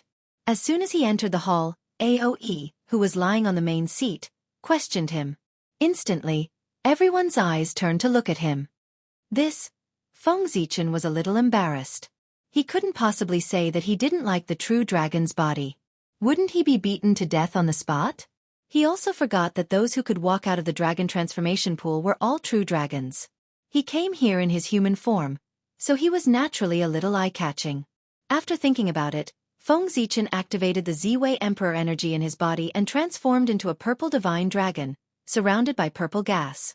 The Ziwei star was the lord of the stars, and its starlight had supreme dragon power. Feng Zichen could use this to transform into a true dragon, which was enough to pass off as a real one. Seeing this, Aoe snorted and looked away. Feng Zichen silently came to a corner and looked at the dragons in the hall. For a moment, he was filled with emotions. Compared to the Dragon Clan in the future, the Dragon Clan now was really much stronger. These descendants of the Dragon Clan probably didn't expect that soon. The Dragon Clan would face a great calamity and completely decline. Di Jun, who couldn't touch the Eldritch world, turned his attention to the 4 seas and asked the Dragon Clan to belong to the Demon Clan. As the former overlord of the world, how could the Dragon Clan be willing to submit to others? Naturally, they wouldn't agree to the Demon Clan's request. After that, Di Jun was furious and personally led the Demon Clan's experts to attack the Dragon Clan.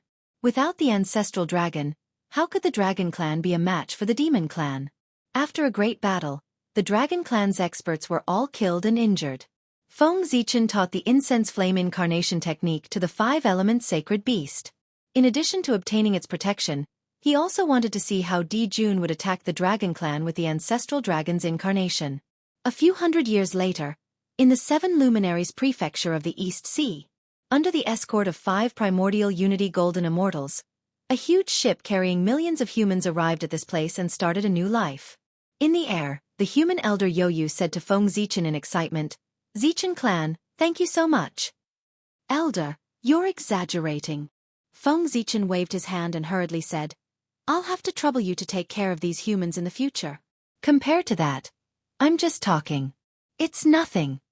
The Seven Luminaries province was made up of 7 islands with a radius of tens of thousands of miles. They were given to Feng Zichen by the Dragon Clan after the Dragon Gate ceremony.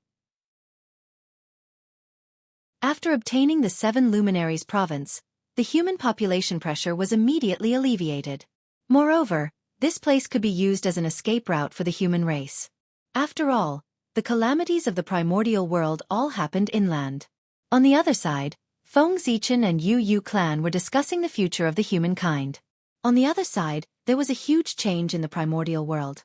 Ever since they obtained the incense incarnation technique, the 5 elements sacred beast sent a voice transmission to the clan and ordered them to build a temple, erect a statue, spread the name of the sacred beast, gather believers from all directions and gather the incense chi. The 5 elements sacred beast were extremely powerful. Even though they were not as powerful as before, they still had great appeal. Under the Green Dragon Order, the primordial scaled beast clan respected the ancestral dragon statue above the East Sea and was worshipped by countless aquatic race day and night. Under the Vermilion Bird Order, the primordial bird clan respected the southern everlasting volcano. Incense chi surged from all parts of the primordial world like a torrent. Under the Qilin Order, the primordial beasts respected the Qilin Mountain. On the ground, endless incense chi surged towards the Qilin Cliff of Kunlun Mountain, causing the eyelids of the 3 pure ones to twitch. In less than 100 years, the ancestral dragon gathered endless incense chi and condensed an incarnation to return to the primordial world. In an instant, the mighty Emperor Qi swept across the primordial world and the image of thousands of beasts bowing appeared in the world. Countless mighty figures of the primordial world woke up from their seclusion and looked at the East Sea in shock. In the heavenly court, Di Jun's face darkened when he sensed the mighty Emperor Qi. Then, a cry that shook the primordial world was heard and the vermilion bird reappeared. Before the image of thousands of beasts bowing to the heavens disappeared, the image of hundreds of birds bowing to the phoenix appeared. Before the mighty figures of the primordial world recovered from the shock of the ancestral dragon's return, they felt the vermilion bird's aura filling the primordial world. They could not help but look towards the southern everlasting volcano. At the Qilin Cliff of Kunlun Mountain, the incense chi changed and turned into the appearance of the Qilin ancestor. When the Qilin ancestor appeared, the primordial world shook and a primordial 10,000 beasts picture appeared in the world. The 3 phenomena in the world complemented each other as if they had returned to the ancient times. At this moment, the mighty figures of the primordial world did not look at Kunlun Mountain. Instead, they looked towards the North Sea and the extreme west. The ancestral dragon, the phoenix, and the Qilin appeared one after another. Would the white tiger and the black tortoise, who were also 5 elements sacred beasts, be far away from appearing? Congratulations on returning to the primordial world. Under the Qilin Cliff, the 3 pure ones looked at each other and said, "The 3 of you are too polite." The 3 pure ones were transformed from Panga's primordial spirit and were destined saints. The Qilin ancestor did not dare to be arrogant and quickly replied. The return of the 3 clan leaders had a huge impact on the situation of the primordial world. Their attitude would affect the future of the primordial world. Therefore, many mighty figures were thinking about the purpose of their return at this time, including the 3 pure ones. Since you have returned, what plans do you have in the future? Taoist Xianxia was impatient and asked directly. I only used my incarnation to barely leave the primordial world. What plans can I have? The Qilin ancestor said with a bitter smile. The ancestral dragon and the phoenix were also incarnations? Taoist Tai Ching asked after hearing the Qilin ancestor's explanation. That's right. The Qilin ancestor nodded. There was no need to hide this matter. Even if he did not say it, many mighty figures would be able to guess it after pondering about it. Then why did only the 3 of you appear? What about the white tiger and the black tortoise? Taoist Yu Qing asked curiously. Soon. The Qilin ancestor smiled and said, My 3 fellow Taoists, I have been guarding the primordial world for many years and have not returned for a long time. I miss my family very much. Let's part here today. I will visit you another day. Good. Since the Qilin ancestor had said so, Even though the three pure ones had many questions, they could not persuade him to stay and could only nod. In the blink of an eye, hundreds of years had passed. Just when many mighty figures thought that the white tiger and the black tortoise would not appear, the illusory figures of the white tiger and the black tortoise appeared in the sky. One in the west and the other in the north, covering half of the sky. The white tiger and the black tortoise reappeared in the primordial world. The Qi of Gongjin and the Qi of Kuei water were restless in celebration of their return. In the early ancient times, the black tortoise and the white tiger were few in number. They belonged to the lineage of scales and the lineage of beasts. Therefore, they were not like the clan leaders of the three clans who had endless living beings to provide them with the Qi of incense. They were unable to condense their incarnations in a short period of time. Fortunately, the ancestral dragon and the Qilin ancestor did not forget their past friendship and shared their Qi of incense with them to help them condense their incarnations. The return of the five elements sacred beasts awakened the ambitions of many schemers. At that moment, there were undercurrents in the primordial world. In the heavenly court, Di Jun gathered thousands of demons. On the ground, the 12 ancestral shamans gathered in the Pangu Hall. It was as if a storm was coming.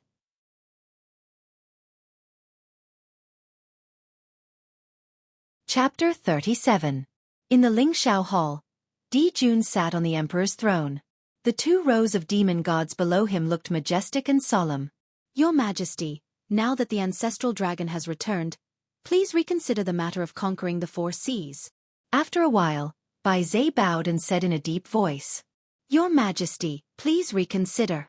With someone taking the lead, the other demon gods quickly followed suit. The demon gods present had grown up listening to the legends of the ancestral dragon. Now that they were going to war with such a supreme expert, they were naturally unwilling. A bunch of trash. So what if the ancestral dragon has returned? It's just an incarnation. How much power can it unleash? Seeing that the demon gods were afraid before the battle, Di Jun was furious.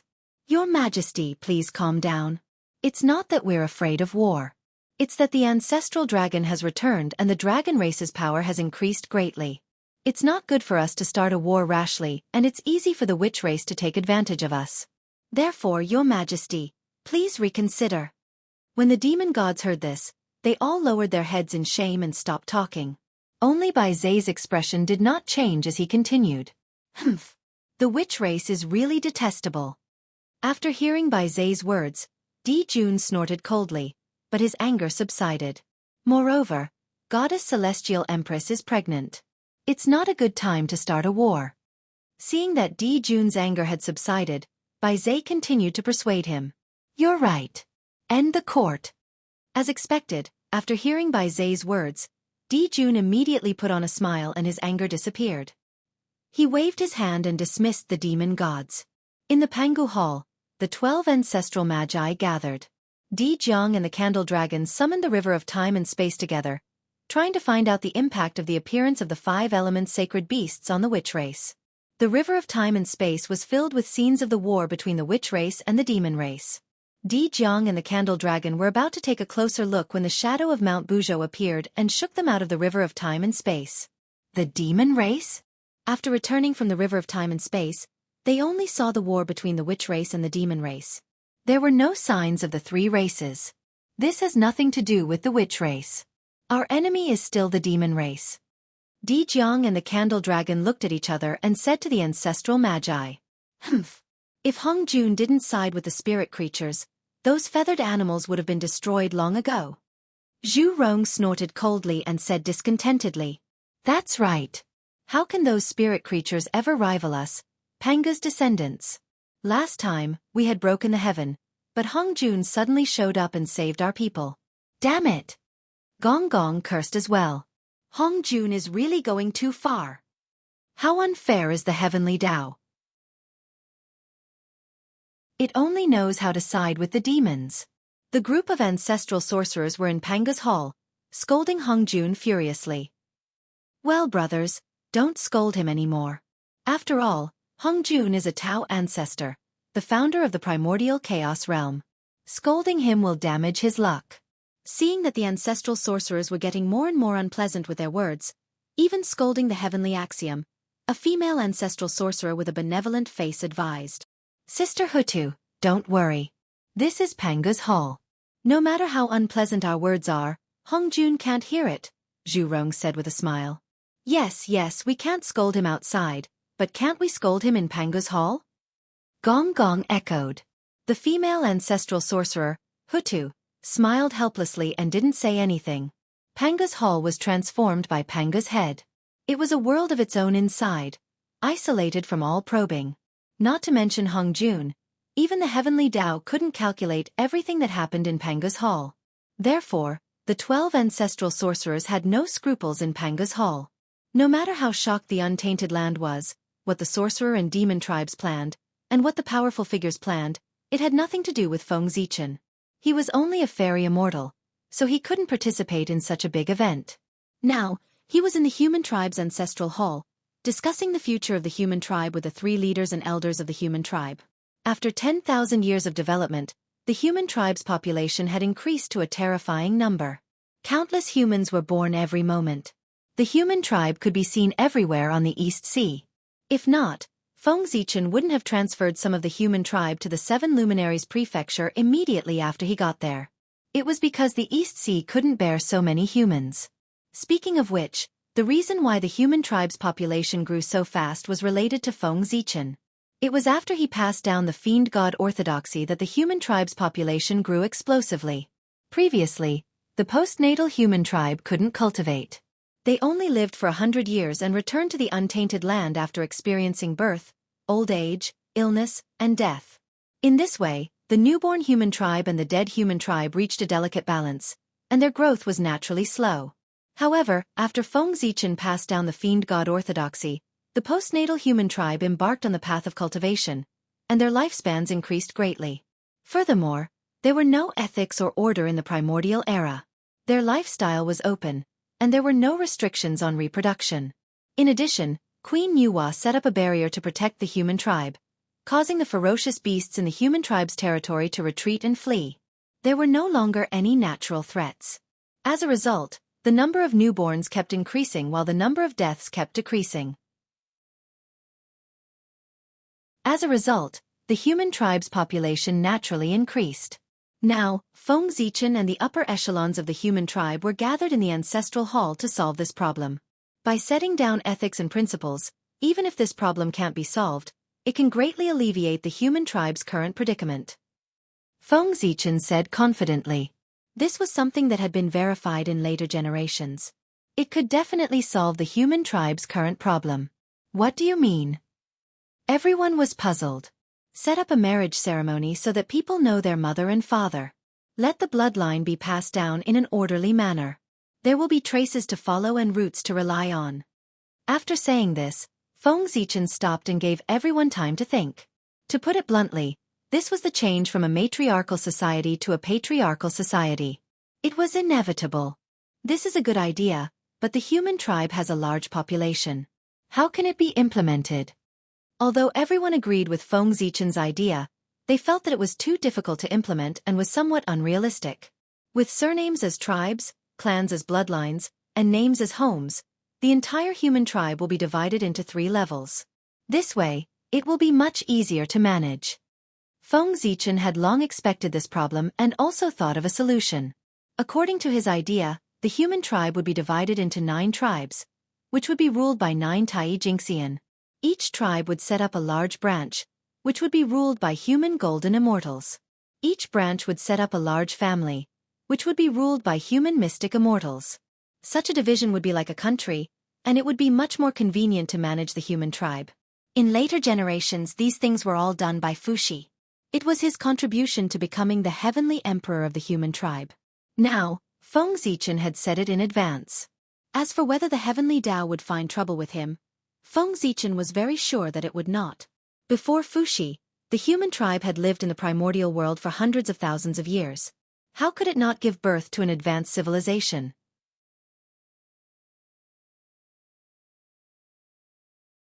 Chapter 38. The Suiren drilled wood to make fire, the Chou clan built a nest to live in, and the Zi clan made clothes to cover their bodies.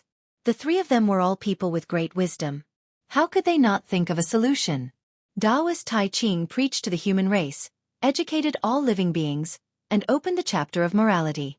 Could it be that he could not enlighten a few people with great wisdom and think of a solution? When the human race traveled the primordial world, the top mighty figures of various paths sent human beings to listen to the Tao. Were they all trash? After listening to so many great Tao, they did not have any inspiration? Feng Zichen did not believe that the human race did not give birth to a brilliant civilization during the age of Magi. If the human race was really ordinary, why would the heavenly Tao choose them as the protagonists of the world? Why would Taoist Tai Ching preach to the human race? In the primordial world, there were races stronger and more talented than the human race. Why did they only take a fancy to the human race? Why did the human race, which had no advantages, receive the favor of the heavenly Tao and the saints? Was it because the human race was born with a Tao body? Stop joking. After obtaining Pangu's memories of opening the sky from the chaos bead, Feng Zichen understood that apart from looking like a Tao body, the human race had nothing to do with a Tao body. They did not have any charm of a Tao body. Was it because the human race was weak and easier to control? There were many races stronger than the human race in the primordial world, but there were also many races weaker than the human race. Why did he not choose them? Solo human? To be able to become the protagonists of the world in the future, the human race must have something special that attracted the attention of the heavenly Tao and the saints, allowing them to push the human race to the throne of the protagonist of the world. It was creativity. The harsh living environment, the worries of birth, old age, illness and death, and the pain of hunger and cold. Under all kinds of pressure, the human race erupted with unparalleled creativity. One miracle after another appeared in their hands. With insignificant qualifications, they cut through thorns and endured hardships to establish themselves in the primordial world. How could such a human race not create a brilliant civilization? How could they not attract the attention of the heavenly Tao? Unfortunately, in order to refine the Wu slaughtering sword, the demons massacred the human race wantonly, causing the human race to almost be exterminated. There was a gap in civilization.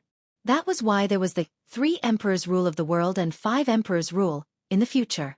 Therefore, when Feng Zichen spoke of advanced knowledge, he was not worried that the heavenly Tao would find trouble with him. This was an inevitable process of the human race's development, and he was just saying it out loud. Moreover, the heavenly Tao is fair. Why would it punish you for doing something that is beneficial to the heavens and earth? Even if one was not chosen by the heavenly axiom, as long as one did what the heavenly axiom wanted to do, one would become the chosen one. Dividing the tribes wasn't something that could be done overnight. It involved many aspects. They also needed to decide on the family name and decide on the marriage ceremony. This involved many other issues. As a result, the experts of the human race became abnormally busy, and they were overwhelmed with work all day long. In comparison, Feng Zichen was much more relaxed. He was in closed-door cultivation in order to attain the mysterious immortal realm as soon as possible. As all-mouthy king, his words were clear and logical, but his actions were. Therefore, after deciding on the general direction, he handed these things over to Suiren and asked them to adjust themselves, while he found an excuse to go into seclusion. In the blink of an eye, 3,000 years had passed. East Sea, Penglai Island, a sudden change occurred. A strange fragrance suddenly bloomed from the depths of Penglai Island, and an extremely strong spiritual light shot into the sky. The sky within 1,000,000 miles of Penglai Island changed color, and auspicious clouds shrouded it. Streaks of immortal light fell from the 9 heavens and turned into rain. Endless creation chi spread out and covered the entire Penglai Island. The flowers, trees, insects, fishes, birds, and beasts on the island were all enlightened by the spiritual rain and bowed towards the depths of Penglai Island. At the same time, an extremely majestic voice sounded in the sky above Penglai Island. "Thy name is Xianxia." As soon as the voice finished speaking, a figure surrounded by immortal light walked out from the depths of Penglai Island. He wore a crown of yin and yang, and was wearing a robe of 9 heavens clear air. He held an immortal seal in his hand and stepped on a 12th-grade white lotus. The birth of the Khanate god fiend was celebrated by the Tao of the heavens and earth. In an instant, the Tao of the heavens and earth appeared, and countless innate talismans danced in the air. Flowers fell from the sky, and golden lotuses bloomed on the ground. Innate formation patterns appeared in the sky above Penglai Island, blocking all kinds of phenomena and isolating it from the outside world. No one in the Eldritch world noticed the abnormality. It's been thousands of years. He's finally born today. Xianxia, No, Feng Zichen mumbled. This person was Feng Zichen's divine fiend avatar. After thousands of years, Feng Zichen's divine fiend avatar was finally born. He was born with the cultivation of a golden deity and was even given the name Xianxia by the heavenly axiom. When the divine fiend avatar was born, Feng Zichen's original body sensed it.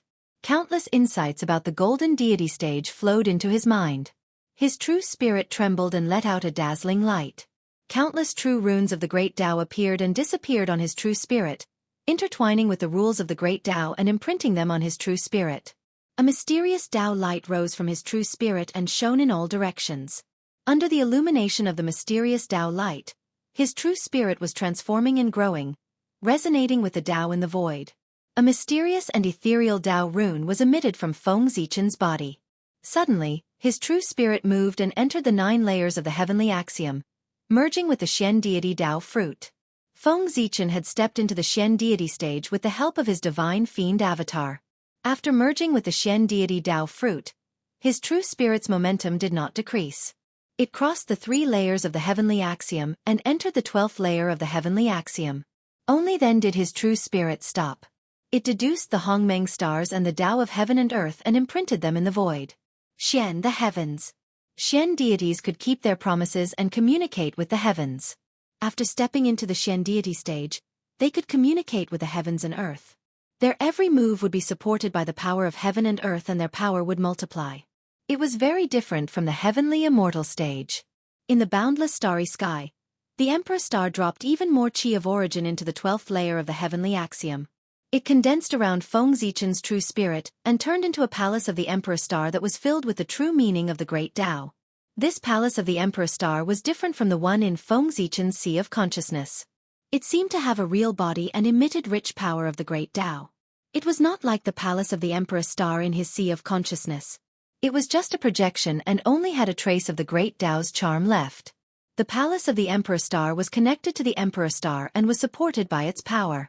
It emitted endless light, suppressing all Tao and destroying all Tao.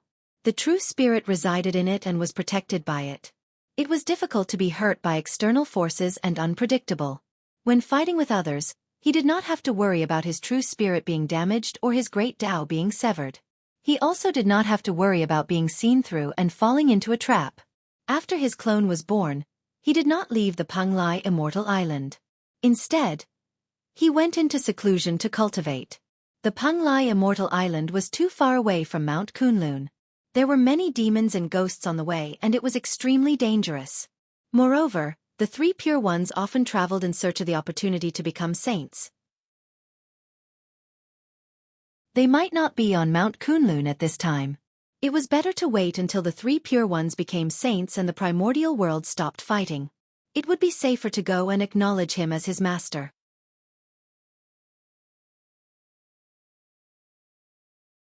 Chapter 39.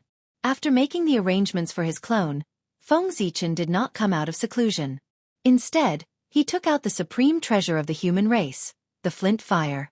He planned to use it as a foundation to forge an inherited treasure for the human race. The flint fire, also known as the torch fire, was created by Swerin drilling wood. It was the first fire of the human race, the fire of their civilization, and the fire of their heritage. Its appearance opened up the human race's wisdom and lit up their civilization, allowing them to walk out of their ignorance. It was an indispensable part of the human race, where the light of the human race lay. The torch fire was passed down from generation to generation. Feng Zichen planned to use this as a concept to forge a Swerin lantern to carry the torch fire and make it the inherited treasure of the human race. The lantern was an item that illuminated the world. Forging the Swerin lantern would also illuminate the future of the human race.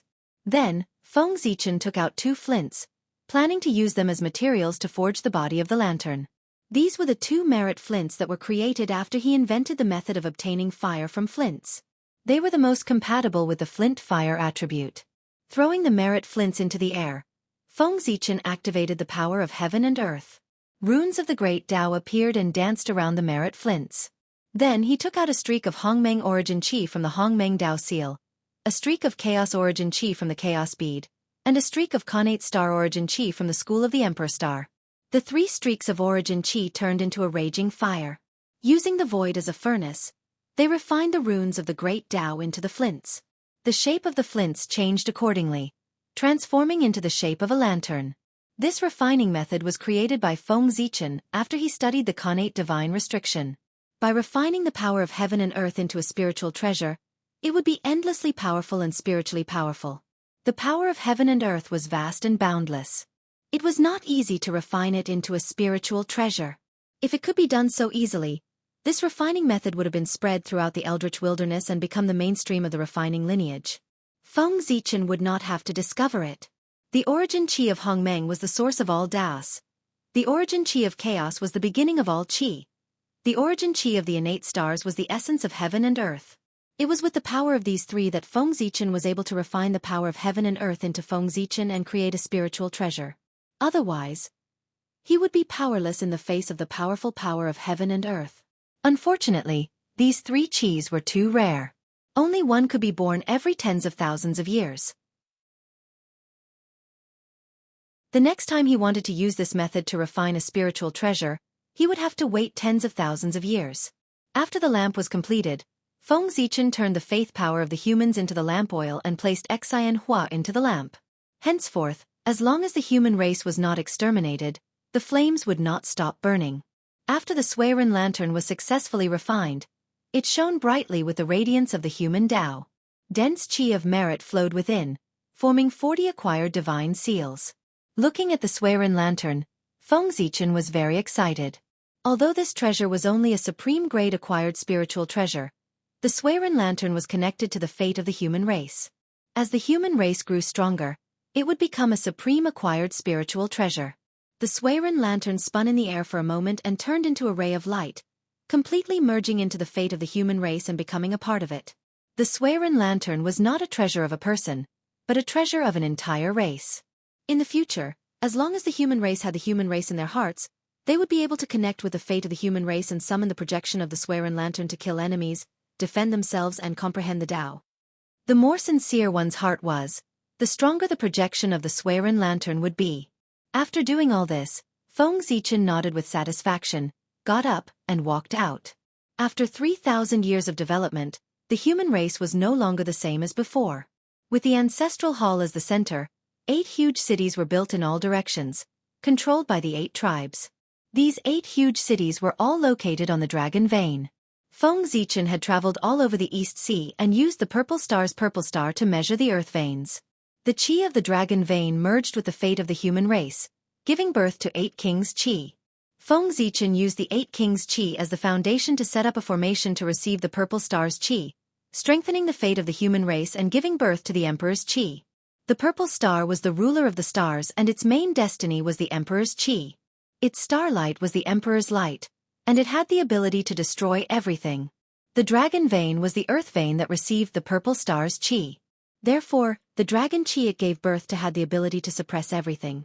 Wherever the purple star went, the stars would follow. When the purple star's qi fell on the human race, the stars would follow suit. At that time, the human race would give birth to many geniuses with star fate, and the strength of the human race would slowly increase. If one was lucky enough to give birth to an emperor's qi, the human race would give birth to an emperor who would lead the human race on the road to prosperity. Standing in front of Zichen's grotto heaven, Feng Zichen's left eye was as bright as the sun, with Fusong swaying faintly. His right eye was as bright as the moon, with Laurel vaguely appearing. As the sun and the moon shone together, he raised his head to look at the human race's ancestral hall. This was the sun-moon divine eye. In the past, when Pangu opened the sky, his body turned into all things. His left eye was the sun, and his right eye was the moon. Feng Zichen's eyes evolved into the shadow of the sun and the moon, which meant that he was transforming into Panga's body. Although there was no difference in the great Tao body, the untainted land was created by Pangu after all. In this world, Panga's body was more favored by the heavens and earth, and it had more fate than other Tao bodies. In Feng Zichen's eyes, above the ancestral hall, there was a ball of Xianxia burning fiercely. This was the incarnation of the human race's fate, the inextinguishable Xianxia. Above him, a purple star was faintly discernible.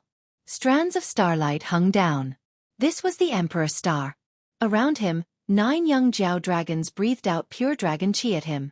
These were the 8 great cities of the human race and the 7 luminaries province. With the help of these energies, Xianhua's body was constantly transforming into the dragon form. However, due to the lack of energy, he gave up halfway. When Xianhua completely transformed into the dragon form, it would be the time when the human emperor would be born. By then, the human race would be able to occupy a place in the untainted land, and they would be qualified to compete for the throne. Just as Feng Zichen was observing the changes in the human race's fate, another change occurred in the untainted land. First, the sun star burst out with brilliant light. Then, except for the Ziwei star, Zhouxing shone brightly, sprinkling endless starlight on the untainted land. The sky was filled with starlight, and the heaven and earth were filled with the rich power of the stars. Countless living beings were enlightened and embarked on the path of cultivation. Some of them were greatly improved in their cultivation and transformed into human form. Such a phenomenon attracted the attention of many mighty figures in the untainted land. They all cast their eyes on the heaven court to see what was happening in the monster race. It caused them to release the restrictions on Zhouxing and let the starlight fall. One must know that ever since the monster race established the heaven court, Zhouxing had been firmly controlled by the monster race. Even the innate star gods that were born in the stars were either killed or expelled if they dared to resist the monster race. After the monster race took control of Zhouxing, they immediately intercepted the starlight. Only a part of the power of the stars flowed to the untainted land. After intercepting the starlight, the monster race refined it into imperial fluid. Every 1,000 years, it would be sprinkled on the untainted land to cultivate the monster race's descendants.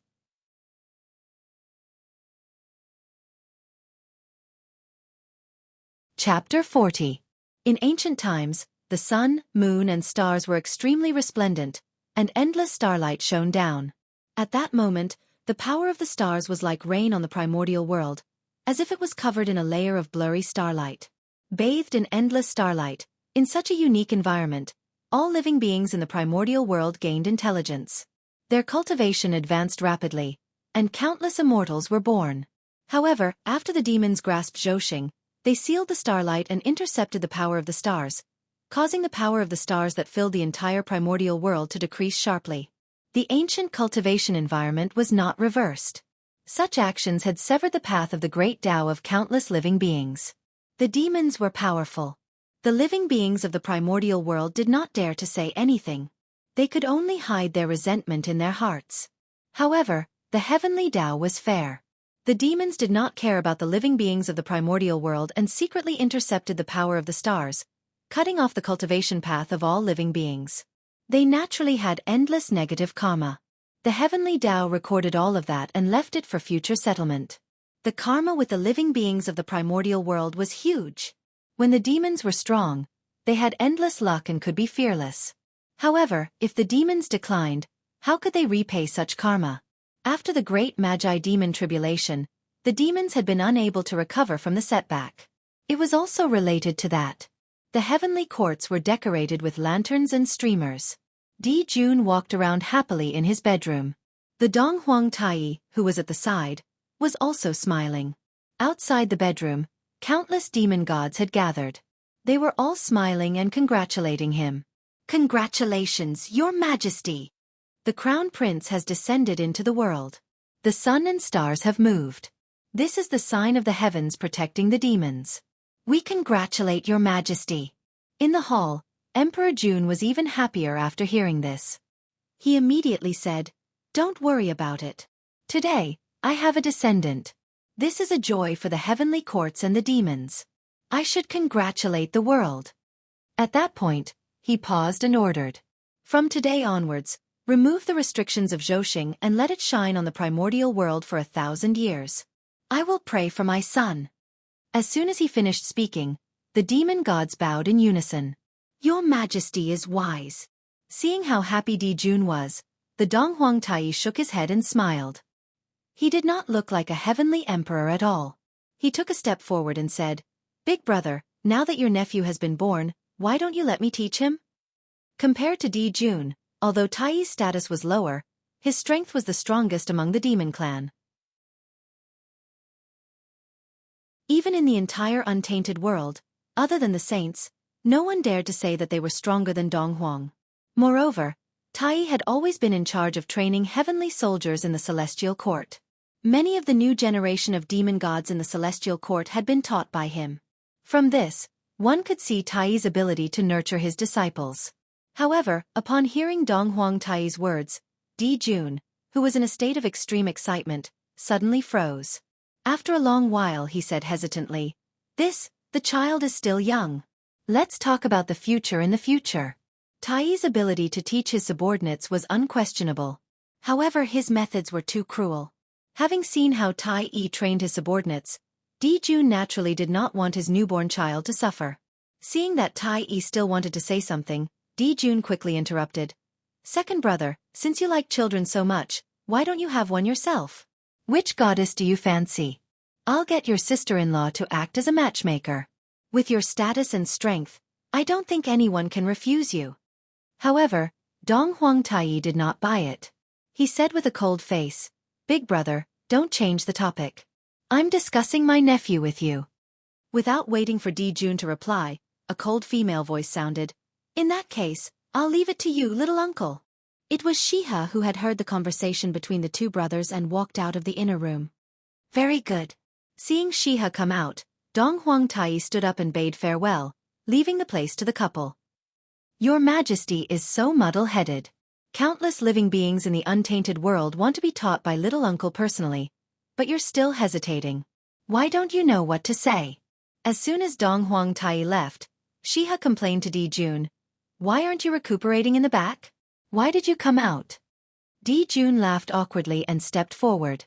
In order to give birth to the 10 golden crows, Xianxia's origin had been greatly damaged and was extremely weak. She could not use even 1% of her strength. This was also because Daluo had proved it forever and did not lose his realm. Otherwise, such consumption of origin would definitely cause him to fall from the quasi-sage level to Daluo Jingxian. That was also the reason why the 10 golden crows, although born from the womb, were all golden immortals and were not inferior to connate god-fiends. I'm here to talk to your Majesty about serious matters. I have lost a lot of my origin and need to return to the lunar star to cultivate in seclusion to make up for the loss of my origin. I'm afraid I can't stay in the heavenly courts. At this point, Xianxia said seriously, during the time that I'm not around, your Majesty, please don't start a war with the Magi. Xianxia had to seal the lunar star when she went into seclusion. Zhouxing's array would not be complete, and the demons would not be a match for the Magi. Di Jun nodded solemnly to express his understanding. He even personally escorted Xianxia back to the lunar star. After that, Di Jun held the Heavenly Court's grand meeting in the name of the Crown Prince and invited the mighty figures of the primordial world. Among them were the 5-element sacred beasts that had just entered the world. The sudden return of the 5-element sacred beasts was a blessing or a curse for the Heavenly Courts. It was a good opportunity to invite them over and test the situation. Fengzichen was very busy now. He had just come out of seclusion and thought that he would be able to relax for a while. Unexpectedly, Zhouxing shone brightly and endless starlight shone down. With the help of this, the living beings of the primordial world broke through one after another. Even the human race had 3 golden immortals break through to the Tai Jingxian realm.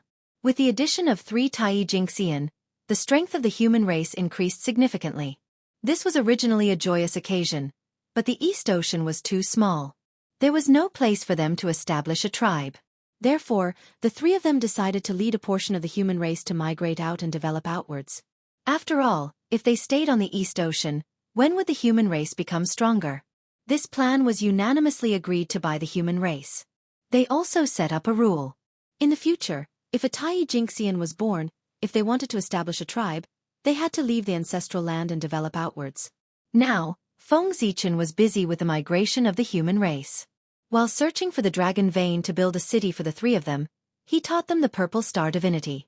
If he did not pass down the purple star divinity, if a Tai Jingxian broke through in the future, he would be exhausted to death by searching for the dragon vein alone. After 100 years, Fengzichen finally found 3 dragon veins and set the location of the 3 tribes. It's my incompetence that made you risk your lives to open up a path for the human race. You are all heroes of the human race. Looking at the 3 people in front of him, Suiren blamed himself. Emperor Sui, don't blame yourself. You have already done enough for the human race. This is our own choice. For the human race, We are willing to die 100 times without regrets. As he spoke, under the worried gazes of the elders of the human race, the Lei, Yun, and Yu families each led a portion of the human race away from the East Ocean and walked towards the unknown primordial world.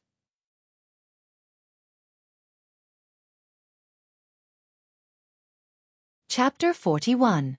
Ever since the Lei family, Yun family, and Yu family led a portion of the human race out of the ancestral land, the atmosphere of the human race had become much gloomier.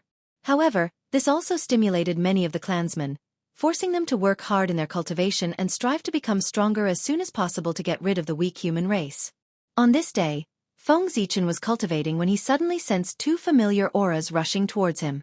He quickly got up to greet them. Before long, Feng Zichen saw the figures of Ao Shui and Water Dragon King.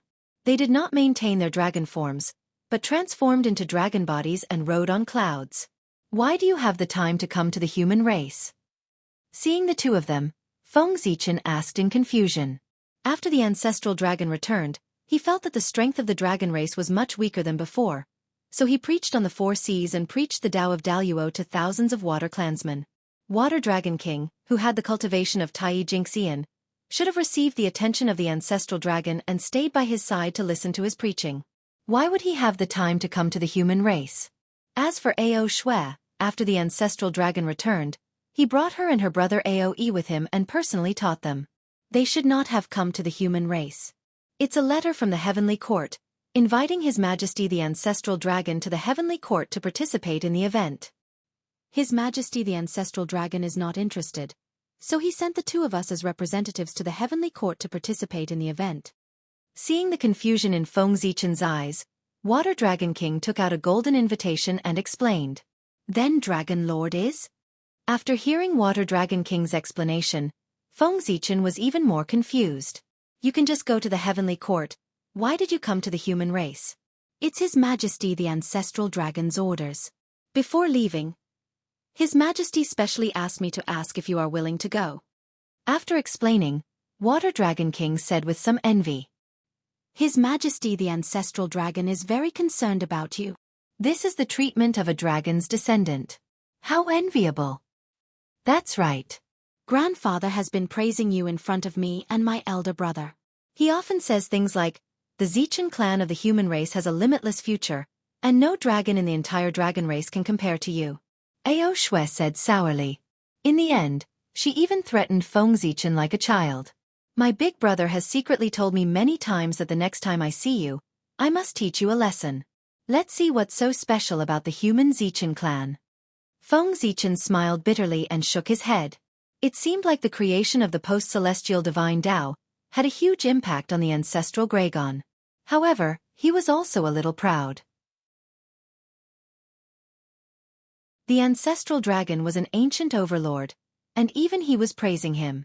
It could be seen how extraordinary he was. How about it? Are you willing to go to the heavenly court with me? Seeing that Feng Zichen was silent, the Water Dragon King asked. Go, why wouldn't I go? Feng Zichen replied affirmatively. Then, he said a little embarrassedly, Dragon Lord, can you wait for me for a while? This trip to the heavenly court will probably take 1,000 years. I have to arrange some matters in the clan. Of course. I will wait for you for 100 years. Water Dragon King nodded in understanding. Thank you. After thanking him, Feng Zichen led the two dragons into the guest hall and ran to Zichen's grotto heaven. There was nothing for him to deal with in the human race. This was just an excuse for him to delay time. The heavenly court was the closest place to Zhousing. It was very beneficial to Feng Zichen, so he had to go. However, if he swaggered in like this, he would probably be killed by the demon immortals guarding the gate as soon as he arrived at the southern heaven gate with his emperor star power. Therefore, Feng Zichen planned on disguising himself, concealing this purple star stellar power in his body. Arriving at Zichen's grotto heaven, Feng Zichen sat down cross-legged and took out the incense qi that he had accumulated over the years. Since he returned to the human race, he had taken back his divine Tao incarnation and turned it back into a cloud of incense qi. After thinking for a moment, Feng Zichen summoned the Swarin lamp and burned it at the incense qi. The torch fire was not blazing. On the contrary, it was just a small flame that emitted a faint glow. However, when the torch fire came into contact with the incense qi, It ignited the entire cloud of incense qi. A single spark could start a prairie fire. Although the torch fire was just a small flame, it was the fire of the human Tao, an inextinguishable fire. There was nothing in the world that could not be burned. Sizzle! Sizzle! Under the burning of the torch fire, wisps of seven-colored mist flew out from the incense qi and floated in all directions. The seven-colored mist was illusory and hazy, emitting the feelings of joy, anger, sorrow, fear, love, evil, and desire, triggering all kinds of emotions in Feng Zichen. In an instant, Feng Zichen's thoughts flew in a mess, and his eyes gradually glazed over. At this moment, the Hongmeng Dao seal flickered continuously, waking him up. Coming back to his senses, Feng Zichen broke out in cold sweat. He hurriedly raised the chaos bead and kept the seven-colored mist inside, not daring to let it get close to him again. This seven-colored mist was the qi of the seven emotions and six desires, and it was the most chaotic. As the saying went, the seven emotions hurt the spirit, and the six desires confused the heart. As a matter of fact, Feng Zichen was careless and almost fell in. All sentient beings had the seven emotions and six desires, giving birth to thousands of thoughts, and the incense qi was formed from the thoughts of sentient beings. These thoughts, whether good or evil, blessing or curse, prayer or complaint, no matter good or bad, they were all born from the seven emotions and six desires, and together, they formed the incense qi. Therefore, other than the pure faith, the incense qi also contained a large amount of distracting thoughts of sentient beings. Using the incense qi for a long period of time to cultivate would cause one's mind to be unstable, and it would be easy for one to go berserk. This was the reason why the incense qi was said to be poisonous. Feng Zichen originally only planned to purify the incense qi and cultivate a fake yuan shen. He did not expect torch fire to be able to purify the distracting thoughts of sentient beings. This was really an unexpected surprise. A few months later, the distracting thoughts of sentient beings in the incense qi were completely purified by torch fire, leaving only a pure ball of essence floating in the air. This was a crystal-like object. It was filled with a sense of beauty, as if it was the most beautiful thing in the world. It did not have any attributes, but it could be transformed into any attribute. It was really a magical object. Holding it in his hand, Feng Zichen understood its essence. It was formed from the essence of sentient beings. It contained unimaginable power. It could turn the impossible into the possible, distort the rules, and create things out of nothing. As long as there were enough incense crystals, it could create all kinds of postnatal objects, even life. He reached out his hand, and the incense crystal was ignited.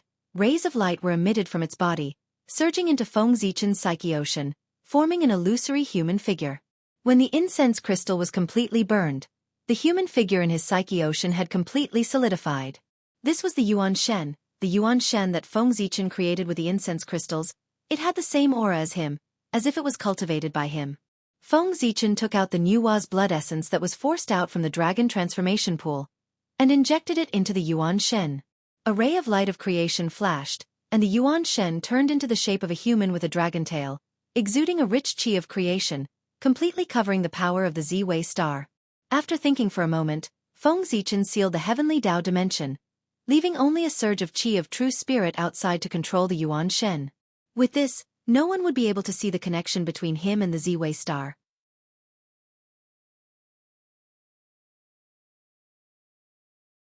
Chapter 42.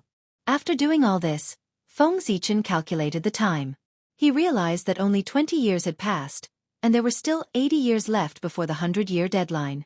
There was still a lot of time left. He was not in a hurry to come out of seclusion. Instead, he started to familiarize himself with his primordial spirit. After all, Feng Zichen had never had a primordial spirit before, and controlling it was not as easy as controlling a true spirit. Moreover, the primordial spirit was new, and it was not very compatible with the body. It still needed some time to get used to it. 70 years later, Feng Zichen woke up from his meditation. He waved his sleeves, and the incense qi in the void gathered, forming an earth deity clone. This was the new incense qi that had been produced in the past 70 years. Soon, Feng Zichen would be heading to the heavenly court. This trip would take at least 1,000 years, and at most 10,000 years. Leaving behind a clone could not only keep an eye on the human race, but also use it to communicate with the human race, which saved him a lot of trouble. After refining the clone, Feng Zichen did not stay any longer. He got up and walked out. Fellow Taoist, is everything settled? In the guest hall, Water Dragon King asked with a smile as Feng Zichen walked in. Dragon Lord, I've kept you waiting. Now that everything is settled, we can go. Feng Zichen replied apologetically.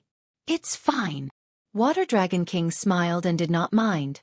He woke up Ao Shui, who was sleeping soundly, and prepared to leave. After leaving the guest hall, Water Dragon King raised his hand, and a flying boat appeared. The flying boat was about 300 feet long, and it was completely white as if it was made of white jade. On the boat, spiritual light shone brightly, and dense connate chi lingered around it. There were even connate runes on it. One could tell at a glance that it was not an ordinary item. This is the Cloud Soaring Boat, a superior-grade connate spirit treasure. Seeing the surprise in Feng Zichen's eyes, Water Dragon King explained proudly. The East Sea was extremely far from the heavenly court. Even if Water Dragon King had the cultivation of Tai Jingxian, it would take him thousands of years to reach the heavenly court. Moreover, he had to bring along Feng Zichen and Ao Shui. With this in mind, the ancestral Gragon specially took out the Cloud Soaring Boat. On the one hand, it was for them to use as a means of transportation. On the other hand, it was to show the prestige of the Dragon Clan. After the three of them boarded the Cloud Ascension vessel, the Water Dragon Monarch activated the Cloud Ascension vessel. Bas! The Cloud Wave boat swayed for a moment, and emitted a green light. The runes on the boat seemed to come alive, and they danced around the boat. Immediately, the Cloud Soaring Boat turned into a stream of light flying to the center of the wilderness. The boat, the dragon, and the dragon lord. The dragon ancient dragon, the dragon king, ancestral dragon. After the end of the ancient times, Panga's power that shrouded Mount Buzhou weakened for some reason. Originally, only Daluo Jingxian could reach the top of Mount Buzhou, but gradually, the restrictions were relaxed. First, Tai Jingxian could travel freely. As time passed, even Golden Immortals, Mystic Immortals, and Sky Immortals could enter.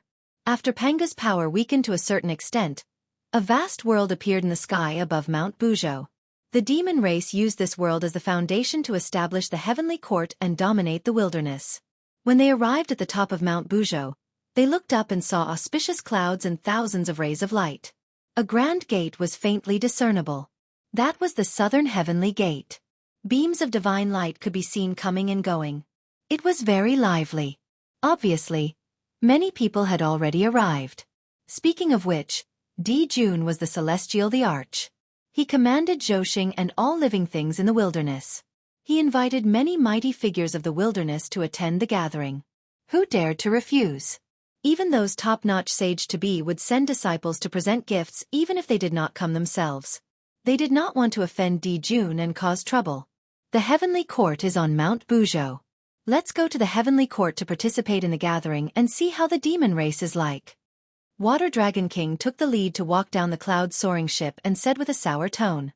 The dragon race was the former overlord of the wilderness, and the demon race was the current overlord of the wilderness.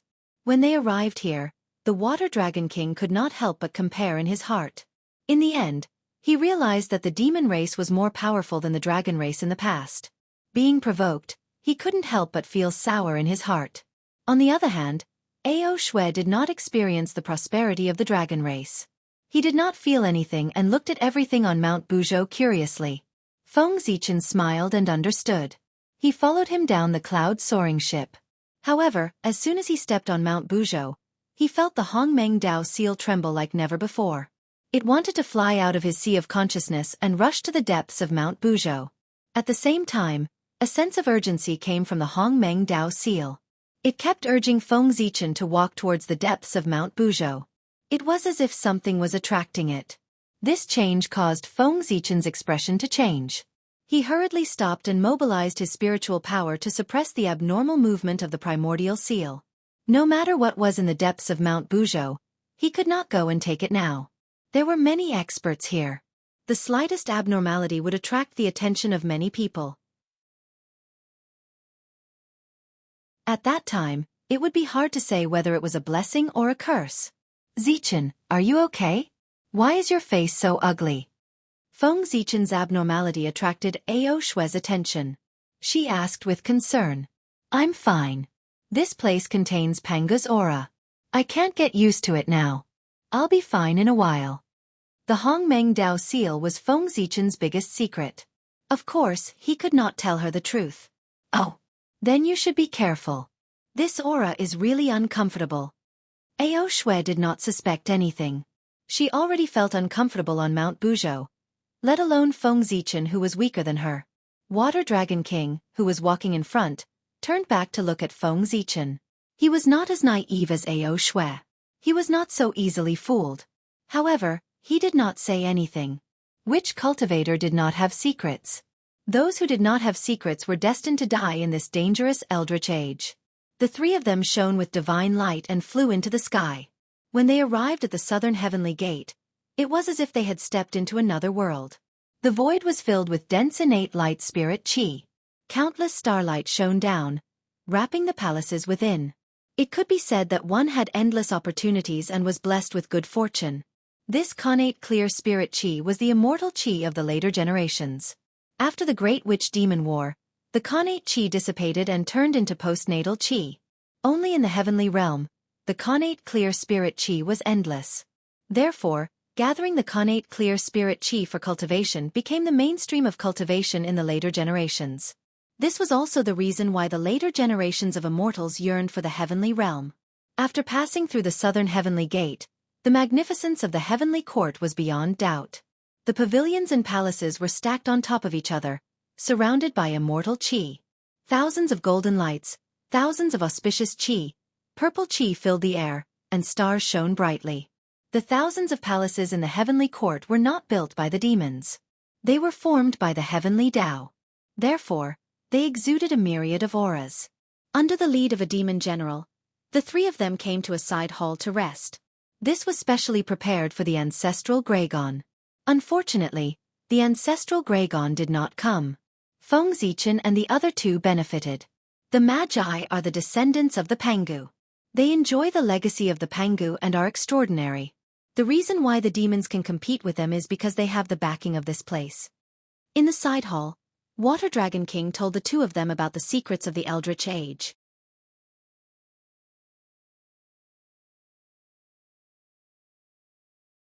Chapter 43. The Heavenly Court is located in the center of the primordial world. It is the place where all living things operate and manage all living things. Zhouxing's luck is on the top, and the luck of the 8 directions is gathered below. It is also favored by Mount Buzhou. It is the #1 sacred ground in the primordial world. It is because the demons occupy this place that they are able to obtain the support of the boundless luck. That is why dozens of demon gods are born one after another to contend against the Magi.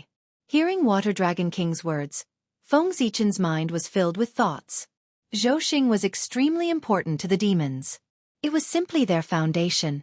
Therefore, as long as Di Jun did not die, Feng Zichen would not be able to attain the Tao of the stars.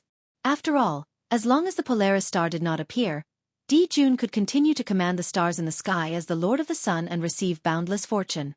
If Feng Zichen attained the Tao, it would cause the Emperor Star to appear.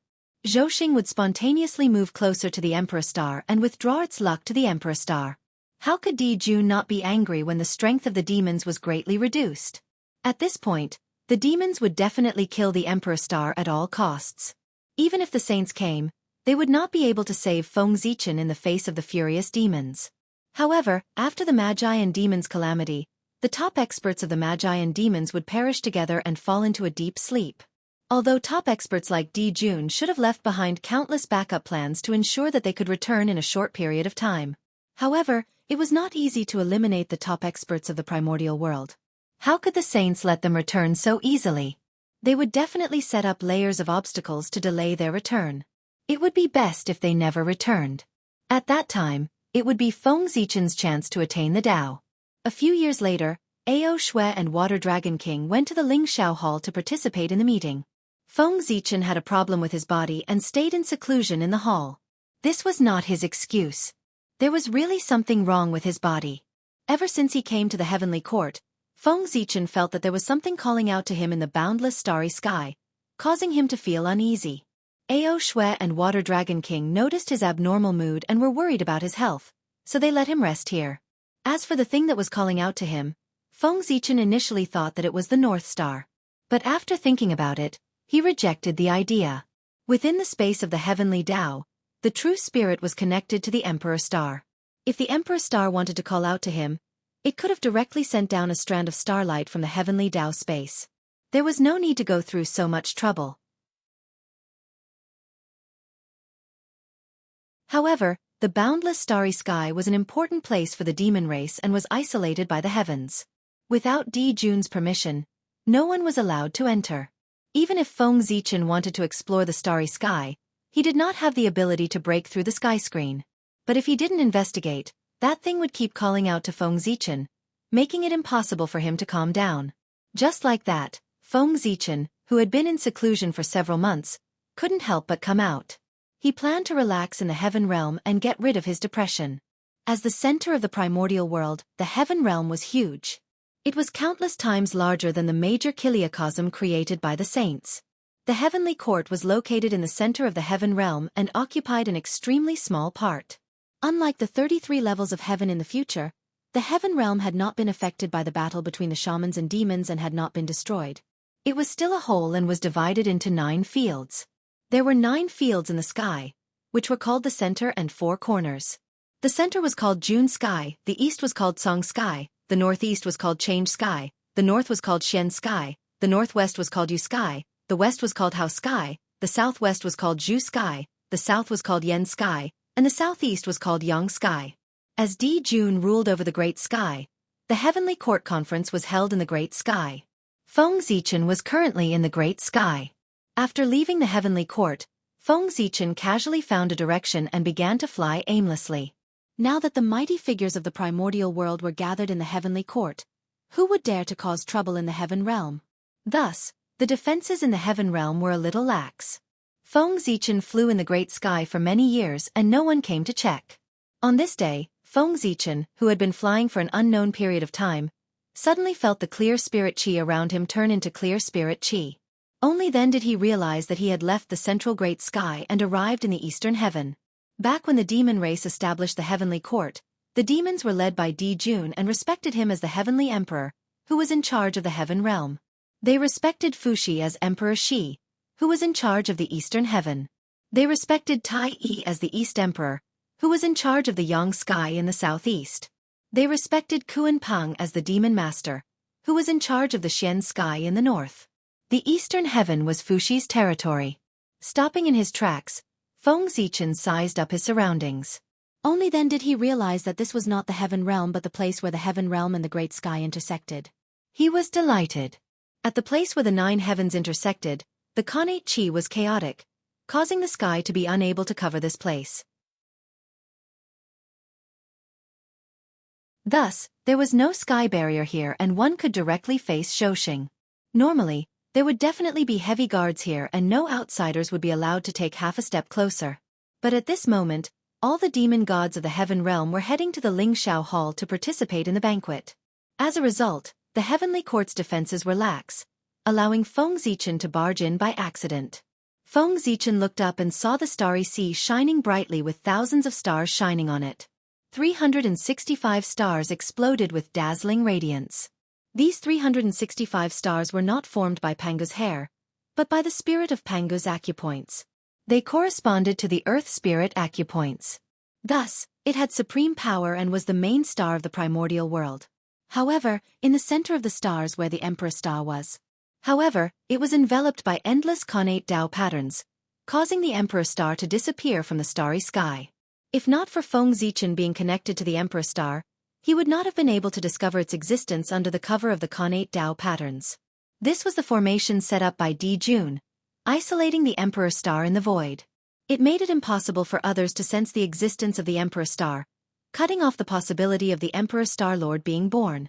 In such close contact with Zhousing, the divine apertures in Feng Zichen's body glowed and corresponded to Zhousing. Gods walked out of the divine apertures and bathed in the starlight, producing all kinds of great Tao runes. The call from the starry sky became even stronger. It was like a voice that kept echoing in his mind, urging him to go into the starry sky. Feng Zichen was a little hesitant. The defense of this place was lax. It was not like there was no one guarding it. If he stepped into the starry sky, the demon generals guarding this place would be able to sense that someone had intruded even if they were blind. At that time, it would be difficult for him to escape even if he got the treasure. While Feng Zichen was still weighing the pros and cons, the treasure in the starry sky could not wait any longer. Seeing that he had not stepped into the starry sky, it swept up a stream of connate star origin chi and flew towards him. Seeing a stream of light flying towards him, Feng Zichen subconsciously caught it. He felt something warm in his hand. Looking down, he saw a pearl wrapped in a stream of innate star origin chi, spinning in his hand. Oh no! Seeing this pearl, Feng Zichen realized what had happened. He roared in his heart and turned to run. He did not even have time to check the origin of the pearl.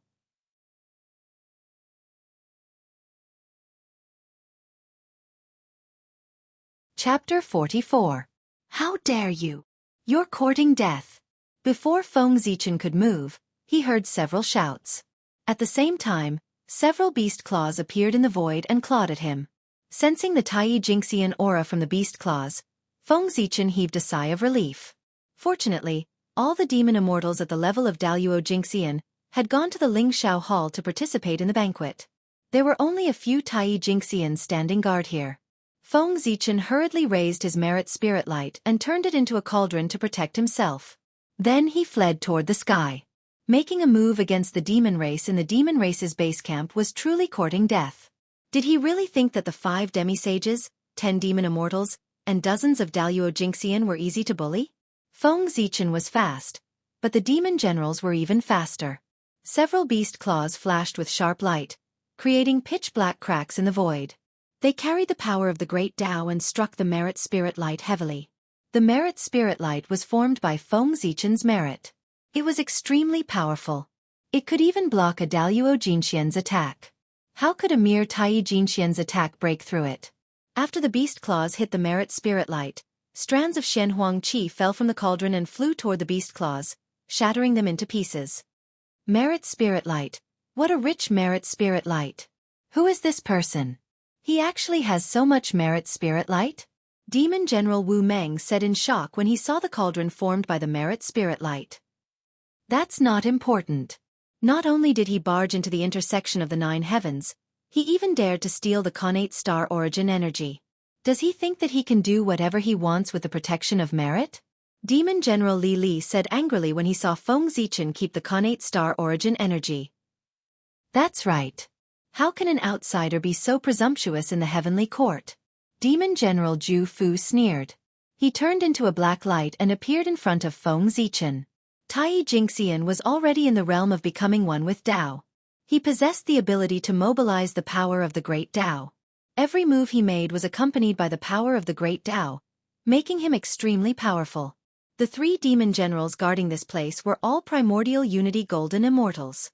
On the other hand, even though Feng Zichen had a spirit treasure to protect him, his cultivation was only at the profound immortal realm. On the path of cultivation, the further one progressed, the greater the difference in strength between each realm. Moreover, there was a golden immortal between them. Therefore, no matter how fast Feng Zichen was, in the eyes of the 3 demon generals, he was no different from a tortoise crawling. In just a short moment, he was surrounded by 3 demon generals. Being trapped here, Feng Zichen was not worried at all. His entire body was enveloped by the golden light of virtue, making it impossible to see his face clearly. He stood there quietly. No matter how the 3 demon generals tried, they were unable to break through his defense. Where did this ant get so much merit aura? The 3 demon gods surrounded Feng Zichen for a long time and used all kinds of divine abilities, but they did not cause any ripples on the merit aura at all. They could not help but feel stifled. Damn it! The 3 of us Tai Jingxian joined forces, but we can't do anything to a profound immortal. If news of this gets out, how can we still stand in the heavenly court? A few more great divine abilities were used, but the merit aura did not even shake and blocked them. The more Wu Meng thought about it, the more aggrieved he became. He completely exploded. His body swayed, and he transformed into a fiery red monkey that was 100,000 feet tall. Roar! With a roar, Wu Meng took out a mace that was surrounded by flames. It emitted thousands of rays of light and smashed towards Feng Zichen.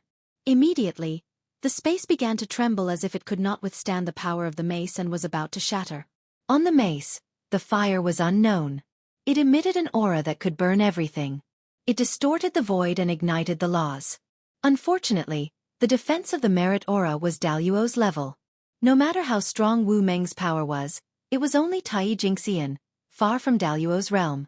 It could not break through the defense of the merit aura. Tai Jingxian and Daluo Jingxian were only one realm apart, but the difference was like heaven and earth. Tai Jingxian could only borrow the power of the Great Tao, while Daluo Jingxian was the embodiment of the Great Tao. Tai Jingxian's true spirit was immortal and had an endless lifespan, while Daluo Jingxian was immortal and indestructible. The difference between Tai Jingxian and Daluo Jingxian could not be described with words. No matter how strong Tai Jingxian was, they were like ants in Daluo's eyes. Daluo Jingxian's attack could mobilize the power of the past, present, future, and countless spacetime that belonged to him. It was equivalent to countless copies of himself attacking together.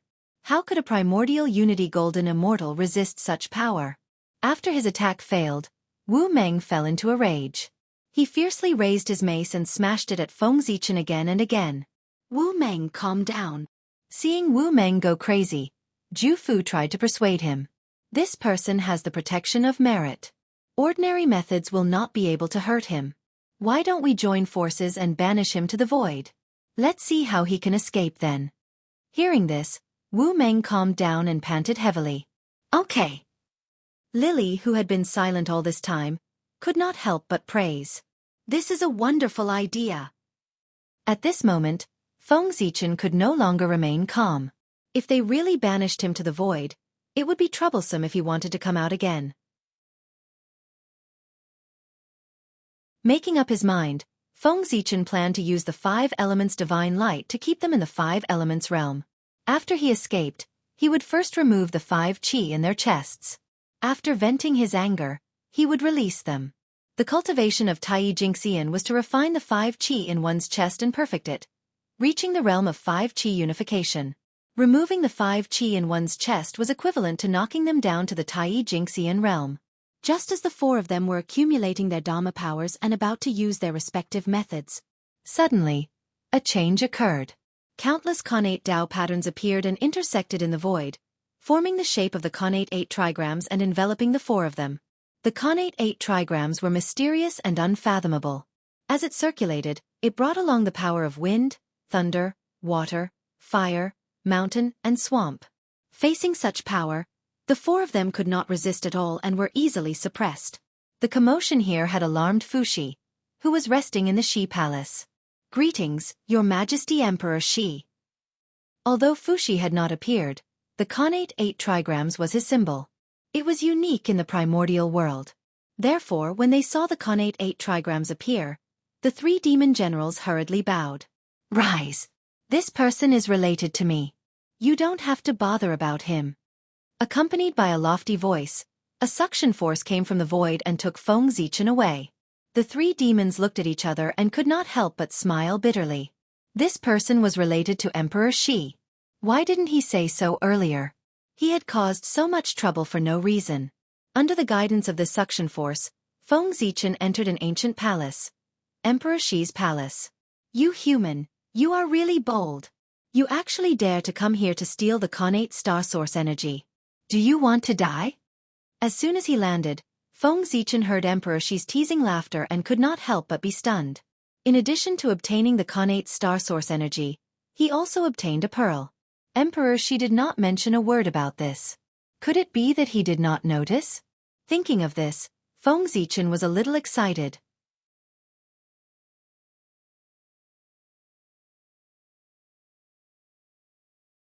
Chapter 45. Who was Fuxi? He was a master of the connate 8 trigrams and was famous for his deduction skills. In the entire primordial world, Fuxi might not even be in the top 10. But in terms of deduction skills, Fuxi was definitely in the top 3. Even the sages would not dare to say that they could beat him in this aspect. Even if Fuxi had not reached the heights he would reach in the future, he had the strength of a late-stage sage to be. He was an existence that Feng Zichen could not imagine. But now, the pearl had appeared right under his nose, and he had not noticed. Of course, it was partly because Fuxi did not notice it, but to be able to hide it from such an existence, it also showed how extraordinary the pearl was. Feng Zichen of the human race greets Your Majesty Emperor Shi. Although his mind was in a mess, Feng Zichen still maintained a calm expression and bowed respectfully to Fuxi. At ease. A breeze blew past and lifted Feng Zichen's bent waist, indicating that he had accepted his bow. Looking up, Feng Zichen felt that the light of the great Tao was shining in front of him. It was so bright that he could not look directly at it. Amidst the radiance of the great Tao, a pair of indifferent and distant heavenly eyes appeared. The scene of the birth and death of all things and the change of the great Tao appeared as it quietly looked down at him. Feng Zichen hurriedly lowered his head, not daring to look at it again. This was the light of the great Tao. If one fell into it, they would have the nightmare of Tao dissolving. Since my sister created the human race, this is the first time I've seen a human. Today, I see that the human race is indeed extraordinary. If you completely refine this light of merit, even if you can't become a Daluo, I'm afraid you won't be far away. After a while, Fuxi said with emotion, Your Majesty, you must be joking. How can the cultivation level formed by the power of merit compare to the cultivation level obtained through hard work? That's right. No matter how good the merit is, it can only increase one's cultivation level and not one's strength. In the primordial world, strength is the most important thing. Fuxi nodded, very satisfied with Feng Zichen's answer. Thank you for your advice, Your Majesty. Feng Zichen thanked him. Fuxi said so much because he was afraid that Meng Qi would use the power of merit to increase his cultivation level and ruin his own cultivation path. The reason why he brought up the matter of merit was to remind him. Feng Zichen naturally wanted to thank him. The qi of merit had endless magical uses. Not only could it be used to refine weapons, it could also be used to increase one's cultivation. However, if one used the qi of virtue to raise their cultivation, they would only have a cultivation realm but not the corresponding strength. Among those in the same cultivation realm, they would be at the bottom. Such a cultivator would be able to defeat someone with a lower cultivation than him, but once he encountered a cultivator of the same cultivation level or a higher cultivation level, he would be powerless to resist. However, there were pros and cons and vice versa. Cultivators who used the land of virtue to increase their cultivation were also known as true immortals of fortune. His entire life would be free from calamities and disasters, never falling into calamities, not easily killed. Alright, the human race and I can be considered to be fated. Since you're here, I'll teach you the innate 8 trigrams, Tao, and you'll teach it to the human race, saving me the trouble of having to travel all the way to the human race. Fuxi chuckled and said to Feng Zichen. On behalf of the human race, Feng Zichen thanks Emperor Shi. When Feng Zichen heard that Fuxi was going to teach him the innate 8 trigrams, he was extremely excited. The innate 8 trigrams, Tao, was the Tao of heaven and earth. It explained the principles behind the operation of heaven and earth and contained the wonders of the universe's changes. If the humans were to obtain the innate 8 trigrams inheritance, they would be able to strengthen their foundations and produce a large number of experts.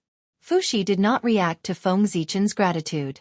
If it weren't for the fact that the human race was created by Nuwa, she wouldn't even look at a postnatal race like the human race, let alone pass down the innate 8 trigrams. After all, he was Emperor Shi of the Heavenly Court, a top-notch great divine ability cultivator of the primordial world.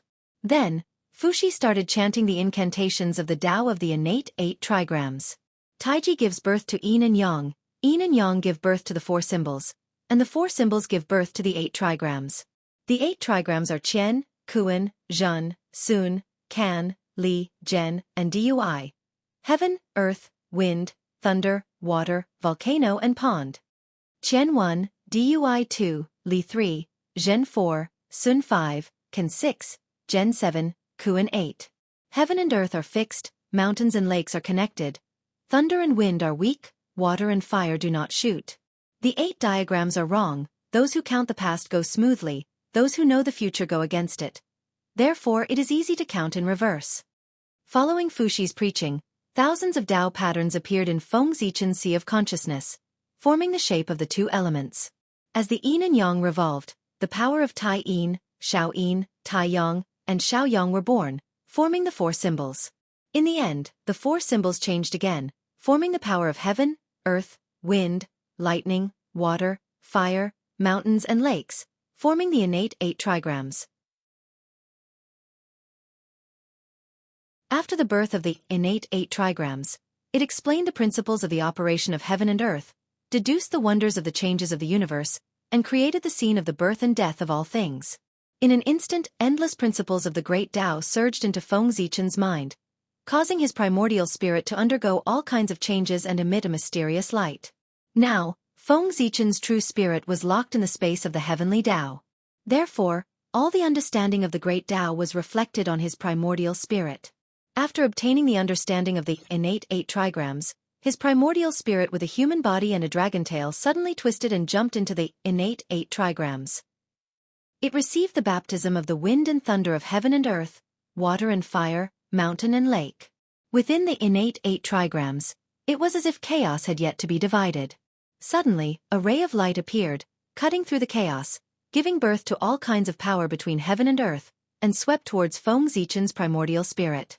Under the tempering of this power, the primordial spirit with a human body and a dragon tail was on the verge of shattering.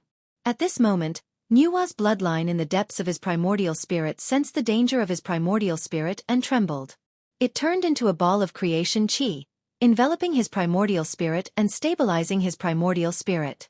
Under the influence of the two forces, his primordial spirit gradually shed its acquired chi and transformed into an innate primordial spirit. Strands of innate light rose from his primordial spirit, and all kinds of mysterious runes appeared on his dragon scales. Just like that, an unknown amount of time passed. The primordial spirit with a human body and a dragon tail had completely transformed into an innate body. Feng Zichen also woke up from his enlightenment.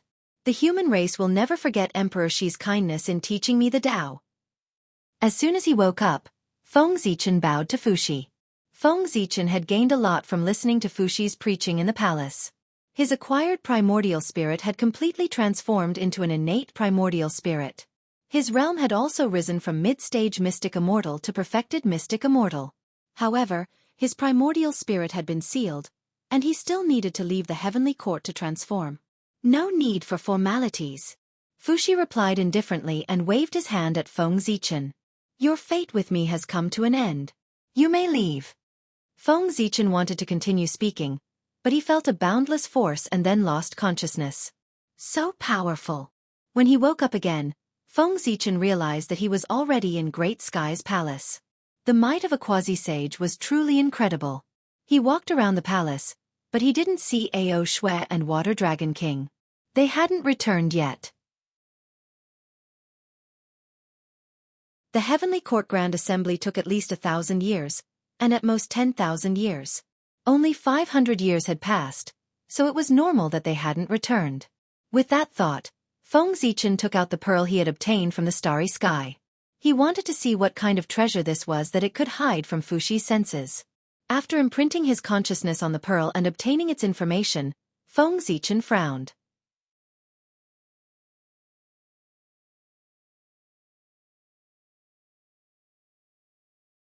Chapter 46.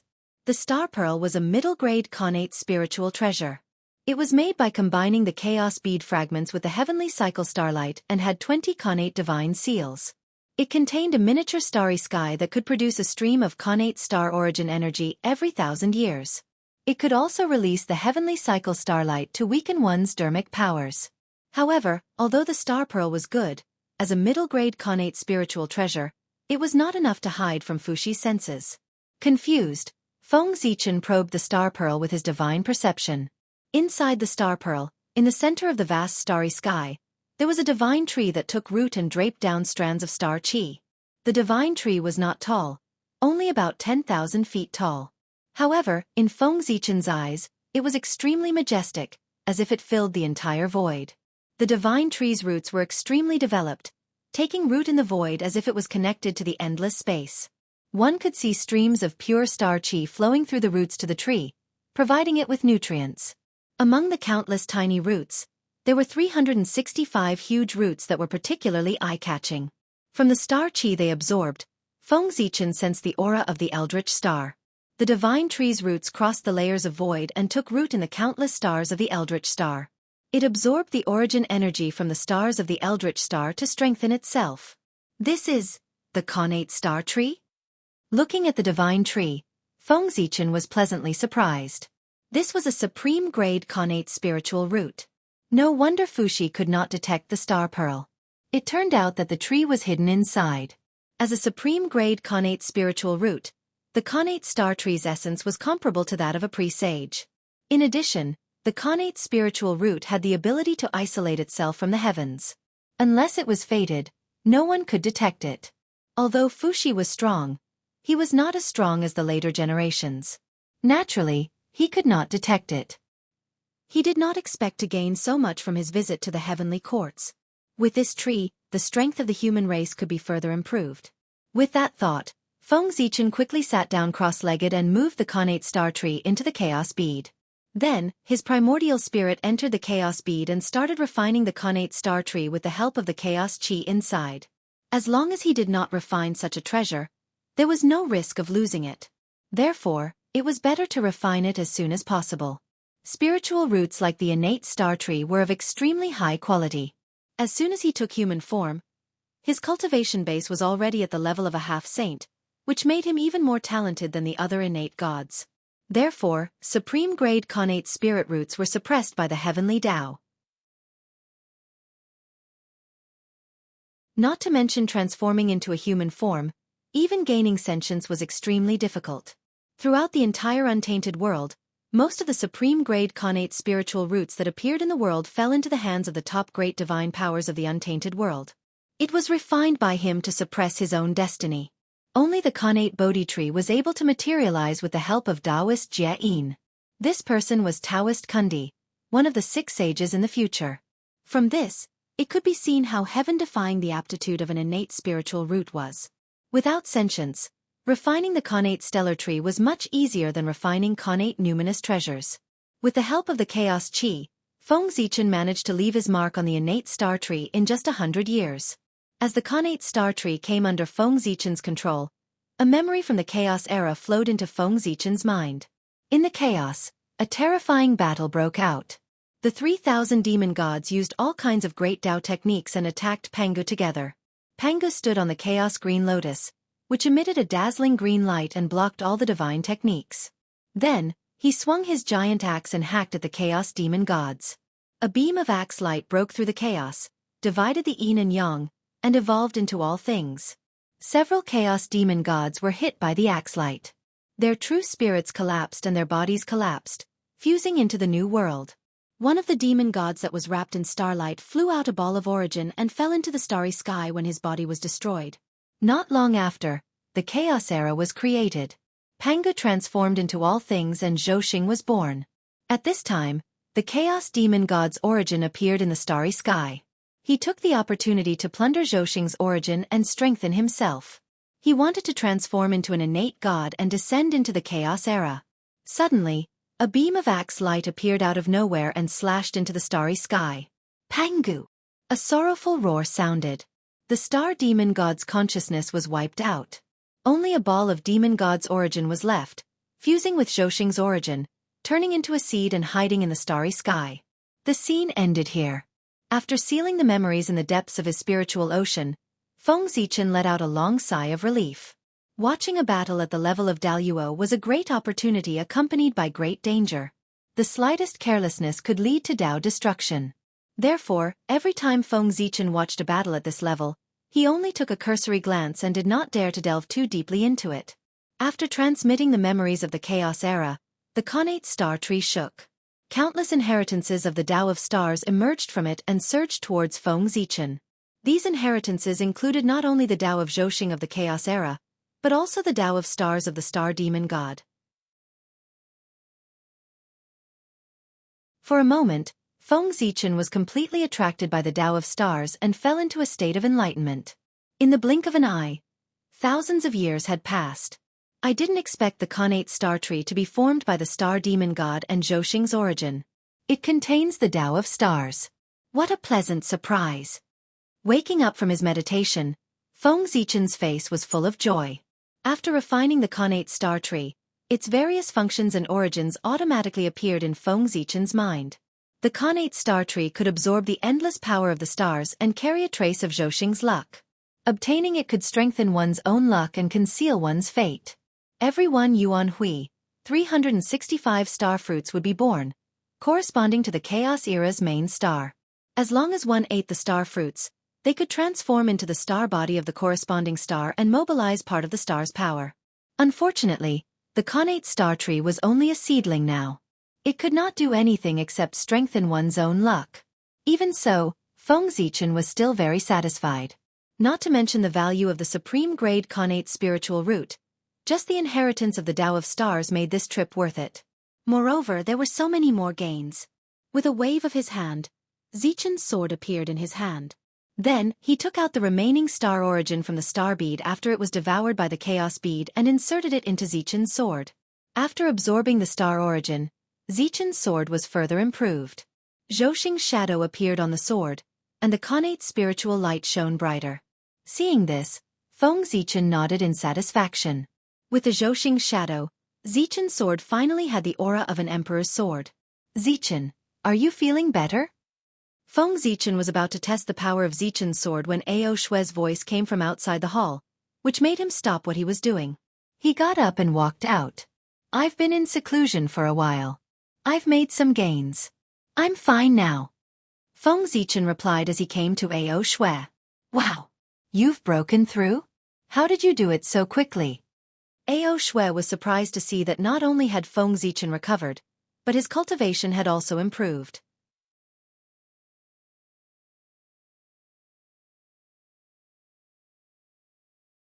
Chapter 47.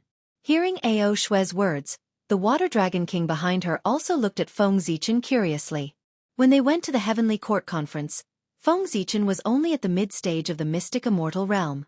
He had only left for 1,000 years, and he had reached the mystic immortal realm. Such a cultivation speed was truly astonishing. No wonder Ao Shue and the others were shocked. It was a coincidence. Feng Zichen smiled and briefly recounted what had happened when he was listening to the sermon in the imperial palace of Xi. Fuxi had taken the initiative to teach him the Connate 8 trigrams. He didn't learn it secretly, so there was no need to hide it. Moreover, if he said this appropriately, he could find himself a big backer. Why not? An existence like Fuxi could calculate 1,000 miles with a single step. If he passed the Connate 8 trigrams to Feng Zichen, how could he not calculate the consequences of this action? However, since Fuxi didn't ask Feng Zichen to keep it a secret, it meant that he tacitly agreed that Feng Zichen was borrowing his name. As long as Feng Zichen didn't go overboard, Fuxi probably wouldn't care. Your luck is too good. You can run into Emperor Xi just by going out. That's the top great divine ability of the primordial world, one of the rulers of the heavenly court. Ao Shue was shocked, but she was also happy for Feng Zichen. After being in the heavenly court for so long, even if Ao Shue didn't know anything, under the influence of what she saw and heard, she also understood the division of power in the heavenly court. Naturally, she knew how powerful Emperor Xi was. Congratulations, fellow Taoist. You have gained the favor of Emperor Xi. Your future is limitless. Water Dragon King went forward to congratulate him. As he spoke, Water Dragon King looked at Feng Zichen with jealousy. When he was in the dragon race, he was favored by the ancestral dragon. When he came to the heavenly court, he was favored by Emperor Xi. It was really infuriating to compare oneself to others. Fortunately, he was able to cultivate to the Xianxian realm. No matter how strong one was, one's state of mind had to be like still water without ripples. Therefore, although Water Dragon King was jealous, he adjusted his emotions after a moment. He once again fell into a state of tranquility. Xianxian realm was one with the Tao. Not chaotic in the heart, not trapped by emotions. Not afraid of the future. Not thinking of the past. Not stagnant in material things, not perplexed by the heart, thinking and perplexed, acting and unruly. If a Xianxian master was easily irritable and easily, suddenly, happy and suddenly, it was difficult to control state of mind. That meant that he had been bewitched by the tribulation aura and had fallen deep into the tribulation. He was not far from death. Dragon Lord, you must be joking. Emperor, she was only able to pass down the way of the innate 8 trigrams because of the Holy Mother. I just happened to be there. I can't be considered Emperor, she's favor. Emperor, she's Emperor, SSSS Emperor. Emperors, Emperors, Emperor, Emperor, God. Taoist fellow is. Water Dragon King chuckled. He didn't believe it. If it was really for the sake of Nuwa, the human race had been born for so many years. Why didn't they pass it earlier or later? Why did they only pass it down now? However, since Feng Zichen had said so, Water Dragon King naturally couldn't say anything. Zichen, what do you think this is? Ao Shui took out a hairpin surrounded by starlight and waved it in front of Feng Zichen. This is a connate spirit treasure? Feng Zichen was a little confused. He didn't remember Ao Shui having such a spirit treasure. That's right. This is the flowing light hairpin. It was born in the boundless starry sky and is a mid-grade connate spirit treasure. As it is waved, the flowing light follows. How is it? Does it look good? With that, Ao Shui waved the flowing light hairpin, and thousands of stars appeared. Like shooting stars, they dragged their tails and circled around the flowing light hairpin. It looks good. Feng Zichen replied speechlessly. A rich family was indeed a rich family. They were different from the poor. For a poor person like Feng Zichen, when he obtained a connate spirit treasure, he would pay attention to the function and power of the spirit treasure. However, Ao Shui didn't pay attention to the function or power of the connate spirit treasure. She judged it based on its beauty and ugliness. It couldn't be compared. It really couldn't be compared. This is the gift that the Heavenly Emperor gave me when I met him in the Ling Xiao Hall. After showing off the flowing light hairpin for a while, Ao Shui remembered to explain the origin of this spirit treasure to Feng Zichen. Ao Shui was the granddaughter of the ancestral dragon and represented him. Naturally, Di Jun had to meet her personally to show the demon race's etiquette. At the same time, the ancestral dragon didn't come himself and sent Ao Shui. It was to show that he had no intention of participating in the battle between the Magi and the demons. He was only willing to guard the 4 seas and let Di Jun be at ease. Di Jun naturally understood this. Although he had lost the 4 seas, he had also ensured that the dragon race wouldn't side with the Magi. While he was in a good mood, he casually gave Ao Shui some small toys. That's right, small toys. Connate spirit treasures like the flowing light hairpin could only be considered small toys to the demons who controlled the entire heaven realm and the boundless starry sky. As the center of the primordial universe, the heaven realm gathered the luck of the 8 directions and boundless creation. Even though it couldn't be compared to the entire primordial world, there were countless rare treasures in it. The boundless starry sky was where Zhouxing gathered.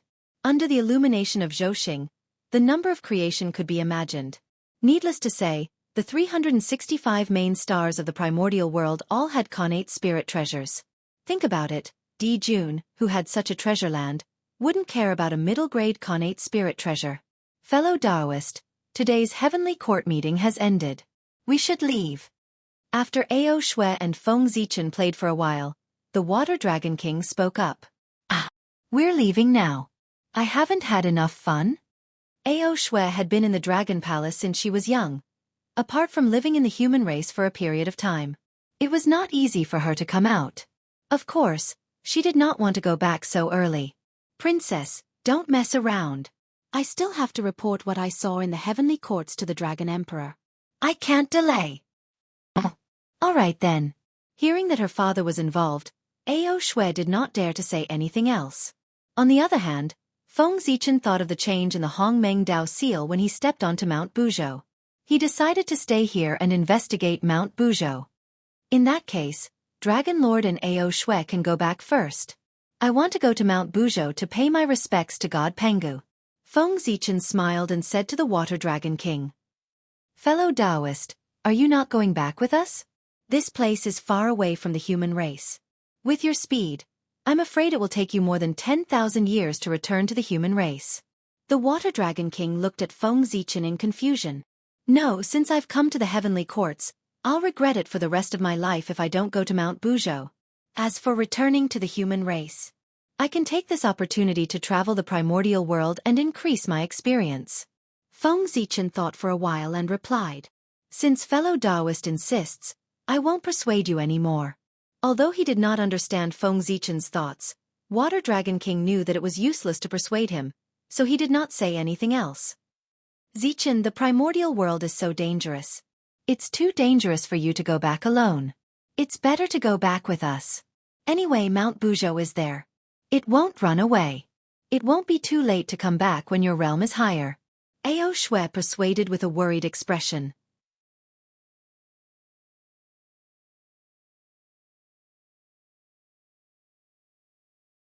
Chapter 48.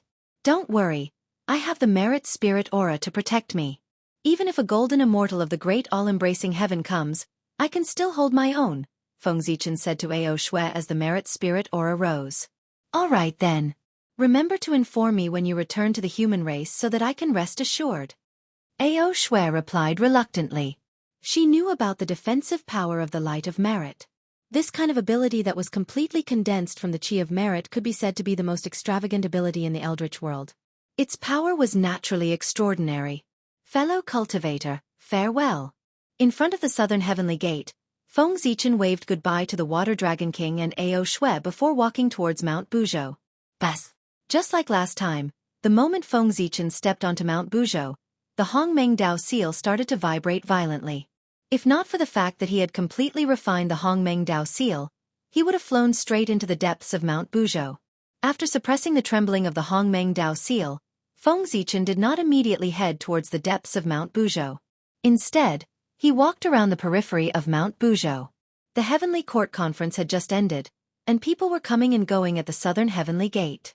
As a mystic immortal, he could not guarantee that he would not attract attention if he rushed into the depths of Mount Buzhou. It was better for him to wander around the periphery for a few decades. After all, it was always better to be careful. Mount Buzhou was known as the Eldritch Pillar of the Eldritch world. It was formed from the spine of the Pangu. From afar, its vastness and height could not be seen. It was indeed the #1 sacred ground in the Eldritch world. Divine light flashed in the mountain, and there were endless creations and spiritual herbs.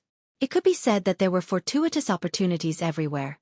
The mountain exuded an ancient aura and a faint divine aura.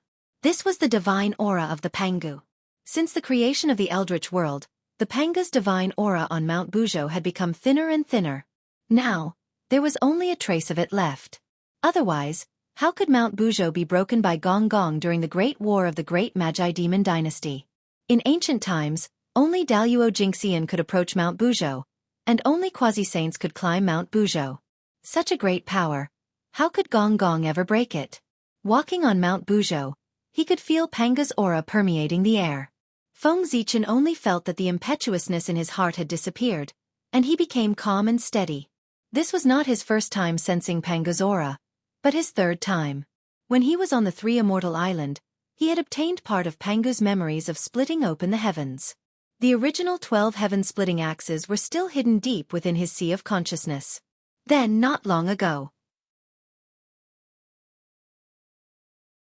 from the innate star tree, he once again saw Panga's axe light. Now, on Mount Buzhou, he sensed Panga's aura for the third time. However, this time was different from the previous two. In the previous two memories, what Feng Zichen sensed from Pangu was the spirit of seeking the Tao. At that time, Pangu was a devout Tao seeker. He did not create the world to create all living beings, but to pry into the true meaning of the great Tao and prove the Tao eternal. Panga's aura on Mount Buzhou was different. It was a majestic aura that contained the love for all living beings. It was magnanimous. Immersed in Pangu's aura, Feng Zichen seemed to have merged with Mount Buzhou. An inexplicable Dao rune appeared in his perception. In his sea of consciousness, the Hongmeng Dao seal bloomed with a bright light. It increased Feng Zichen's comprehension, deepened his connection with Mount Buzhou, and helped him comprehend the Dao rune. In that Dao rune, Feng Zichen felt a power that could suppress everything. The primordial world of the universe, the past, the future, the known, the unknown, were all suppressed without exception. As Feng Zichen's connection with Mount Buzhou deepened, in his sea of consciousness, a phantom of Mount Buzhou slowly appeared, emitting an aura that could suppress everything. It echoed with Mount Buzhou from afar. At that moment, Feng Zichen understood the true role of Mount Buzhou and the truth behind the collapse of Mount Buzhou in the future. Mount Buzhou stood in the center of the primordial world. It did not just support the sky and suppress the earth. It also suppressed the space-time of the entire primordial world, causing the primordial world to be the only one. The river of space-time flowed endlessly and never flowed backward. In other words, it was precisely because of the existence of Mount Buzhou that Daluo Jinxian's strongest method, changing the past, was useless. Under its suppression, the space-time of the primordial world stabilized and slowly moved forward. It made Daluo Jinxian unable to reverse the flow of time and change the past. The Daluo meant that all space-time was eternal. The Golden Immortal meant that all space-time was indestructible. The Daluo Jinxian was an immortal who was unfettered and indestructible in all space-time. The Daluo Jinxian could see through everything. The boundless world could see the past, present, and future with his eyes. He could gather and disperse. He could not be worn down by all tribulations. He could transcend fate and travel through space-time. He existed with the heavens and the Tao. In front of the Daluo Jinxian, space-time was like a toy that they could play with. The past and the future had no secrets in their eyes. They could change them at will. If there was no Mount Buzhou, the primordial world would be in chaos. Today you were dissatisfied with this history and changed it. Tomorrow you were dissatisfied with that history and changed it. The entire primordial world was in a mess. At that moment, Feng Zichen found the answer to his doubts for many years. Since the Daluo Jinxian was so strong, wouldn't the existence of the first Daluo Jinxian be invincible? His power covered countless space-time. Why didn't he change history and make the primordial world the only Daluo Jinxian? In the past, Feng Zichen did not understand. Now he understood. It was not that he was unwilling, but that he could not. He could vaguely see a towering divine mountain in the center of the river of space-time. It made the past irreversible and unchangeable. Therefore, although the existence of Mount Buzhou was beneficial to all living beings in the primordial world, it restricted the Daluo Jinxian and prevented him from unleashing his full strength. As a result, it naturally caused the dissatisfaction of the Daluo Jinxian in the primordial world. It would bury a hidden danger for the collapse of Mount Buzhou in the future. Gonggong hitting Mount Buzhou was just a catalyst. There must be more masterminds behind it. However, that had nothing to do with the current Feng Zichen. He was immersed in the excitement of obtaining a new mystical ability. The Buzhou seal was obtained by Feng Zichen after he comprehended the Tao runes of Mount Buzhou. Its final achievement was to suppress everything in the world like Mount Buzhou. After coming back to his senses, Feng Zichen calculated with his fingers and realized that this series of changes had only happened in an instant. From the moment he began to comprehend the Tao runes of Mount Buzhou to the end, it had only been the blink of an eye. How wonderful! After sighing, Feng Zichen began to stroll around the periphery of Mount Buzhou. From the end of the ancient times until today, countless people had come to Mount Buzhou to search for treasures. No matter how many creations there were on Mount Buzhou, they could not withstand such consumption. Now, apart from the connate treasures hidden in the depths of Mount Buzhou, there were not many things in the periphery. With Feng Zichen's powerful luck, he had wandered around the periphery of Mount Buzhou for decades. He had only found some connate spirit herbs and connate spirit materials. There was nothing else. That day, after Feng Zichen plucked a connate jade Ganoderma, he felt that it was about time. His figure flashed and he used his mystical ability to fly and hide. He hid in the void and hid his figure. Then, he followed the guidance of the Hongmeng Dao seal and walked towards the depths of Mount Buzhou.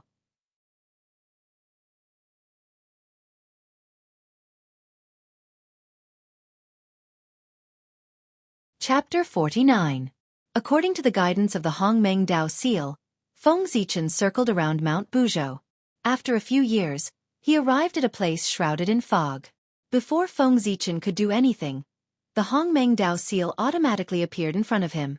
It released rays of purple divine light and landed on the fog-shrouded place. As if it had met its natural enemy, the fog melted like snow under the purple divine light and disappeared without a trace. A valley filled with murderous aura was revealed. In the valley, strange rocks were rugged and weeds grew everywhere. It was a desolate scene. Wisps of connate murderous aura emerged from the ground and floated in the valley. Looking at the desolate valley in front of him, Feng Zichen was puzzled. He couldn't help but stop in his tracks. This was Mount Buzhou, formed by the spine of Pengu. It was the most sacred place in the primordial world. Why would there be murderous aura? And it was the connate murderous aura that the Chaos Fiend God carried?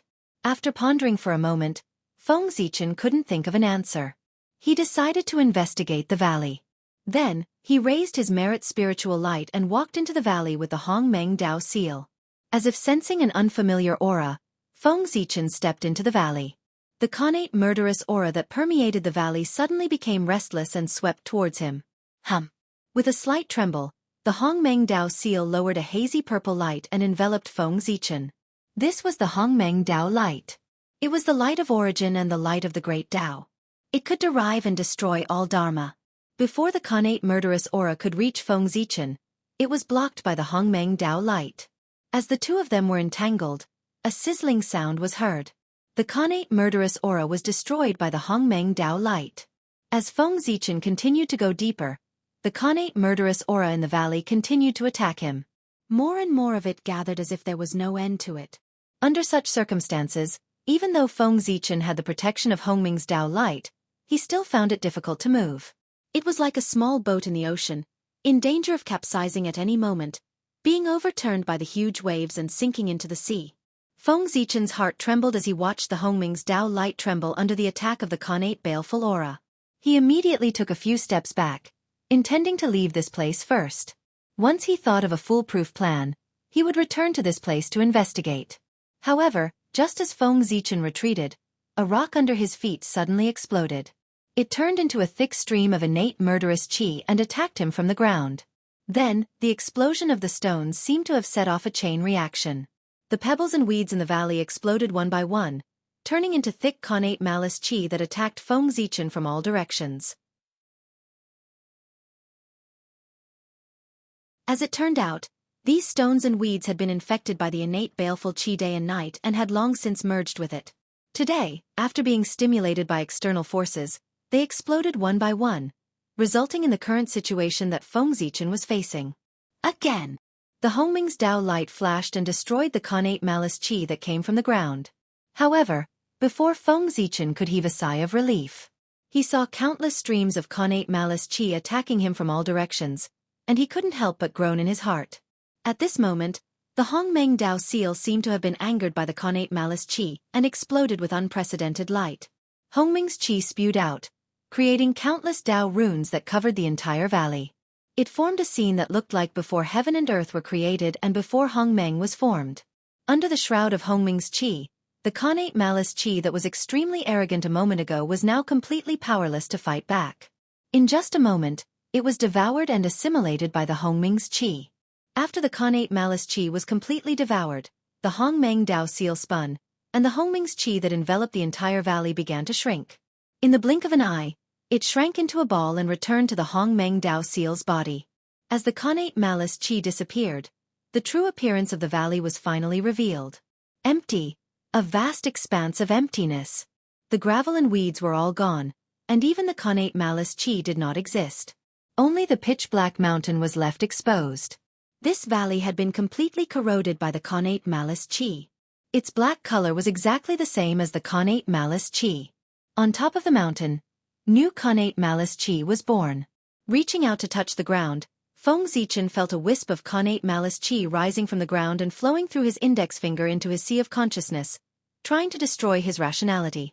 Quickly retracting his finger, Feng Zichen activated the Hongmeng's qi in his body to refine the connate malice qi that had entered his body.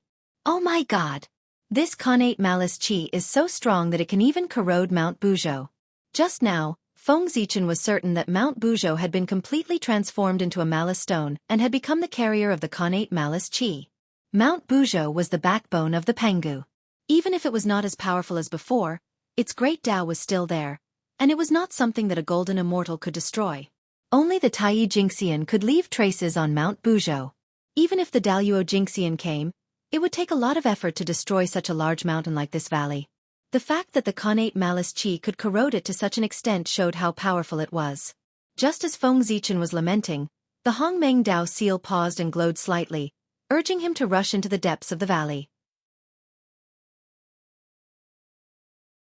What kind of treasure is there in the depths of Mount Buzhou that attracted the Hongmeng Dao seal so much? Ever since he stepped onto Mount Buzhou, the Hongmeng Dao seal had been unusually active, constantly urging him to go into the depths of Mount Buzhou. Its eagerness was completely different from its cold attitude in the past. Feng Zichen could not help but be curious.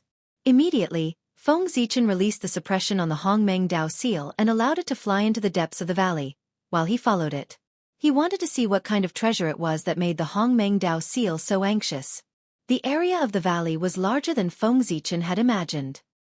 He thought that after walking so far with the connate malice chi, he was already close to the depths of the valley. He did not expect that he was only at the periphery.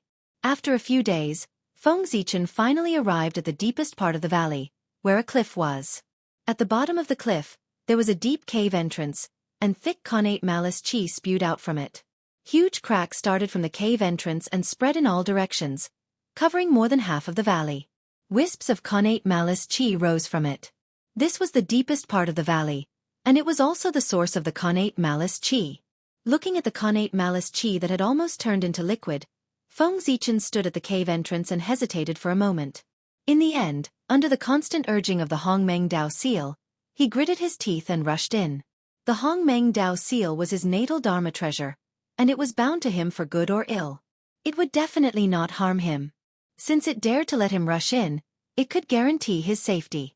As expected, the Hongmeng Dao seal released a layer of wave-like light, turning Feng Zichen into an illusory form and passing through the connate malice chi. He flew into the depths of the cave.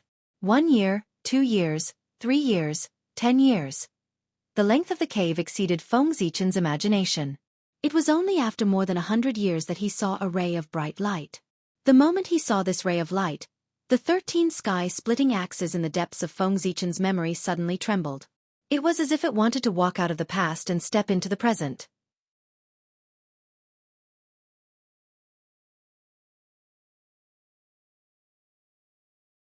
Chapter 50. It was the light that could split the heavens and earth apart. It was the light of the axe that Pangu had swung. Feng Zichen's vision turned black, and he fainted. 13 streaks of axe light had broken through the seal that he had set and appeared in his sea of consciousness. Feng Zichen could not withstand the power of the axe light and fell into a coma. The Taoist rhymes of the axe light were extremely terrifying.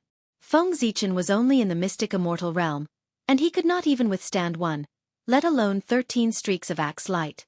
If he had not fallen into a coma in time, he would have died under the Taoist rhymes of the axe light.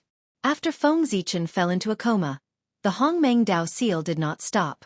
It brought him past the axe light, through the layers of void, and arrived at a mysterious place.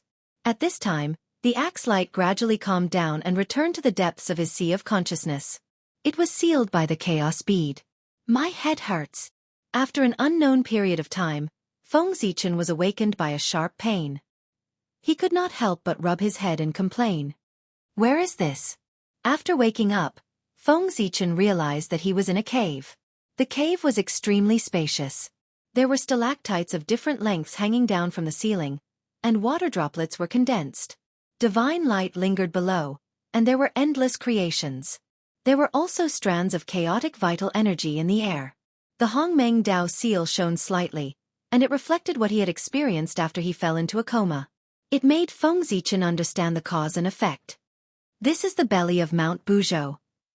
After looking through the images that the Hongmeng Dao seal had shown, Feng Zichen was extremely shocked. He did not know the origin of the cave in the Fiend Valley. The Hongmeng Dao seal followed the passage down and actually came to the belly of Mount Buzhou. It was really unbelievable. Then, Feng Zichen was overjoyed. This was the belly of Mount Buzhou, the place where endless creations gathered. There must be treasures that were born here. With this in mind, Feng Zichen hurriedly looked around. After a few steps, he saw a jade pool made of white jade, filled with a milky white liquid. Fortune Origin Liquid. Recognizing the origin of the milky white liquid, Feng Zichen exclaimed and hurriedly ran over. Although the white jade pool was only 3 feet in size, it contained an enormous amount of space. The amount of creation origin liquid inside was simply endless. The fortune origin liquid was formed from the essence of the earth. It contained boundless vitality and could revive the dead.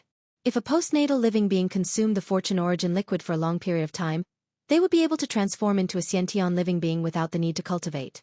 Such supreme treasures were rare even in the great desolate Aeon. Unexpectedly, there were so many here. Drip, drip. Drops of milky white liquid dripped from the stalactites and gathered at the jade pool. That's right. Mount Buzhou is the #1 divine mountain in the primeval age, where the ancestral veins of the primeval age are located. It's not surprising that the creation origin liquid was born. Seeing this scene, Feng Zichen shook his head, as if lamenting that he was making a fuss over nothing. Then, he took out the chaos bead and kept the pool of creation origin liquid. The white jade pool was formed by the qi of the earth vein and was specially used to hold the creation origin liquid. Unless the entire earth vein was extracted, it could not be taken away. He did not have that ability. After putting away the creation origin liquid, Feng Zichen began to search around the underground cavern again. The fact that he found a supreme treasure like the creation origin liquid so easily gave him great encouragement, thinking that there were treasures everywhere. Unfortunately, he was disappointed. For several days, Feng Zichen did not find anything. It was as if all the treasures here were avoiding him. Seeing this, Feng Zichen seemed to have understood something. He understood that he was not lucky enough and could only obtain the creation origin liquid.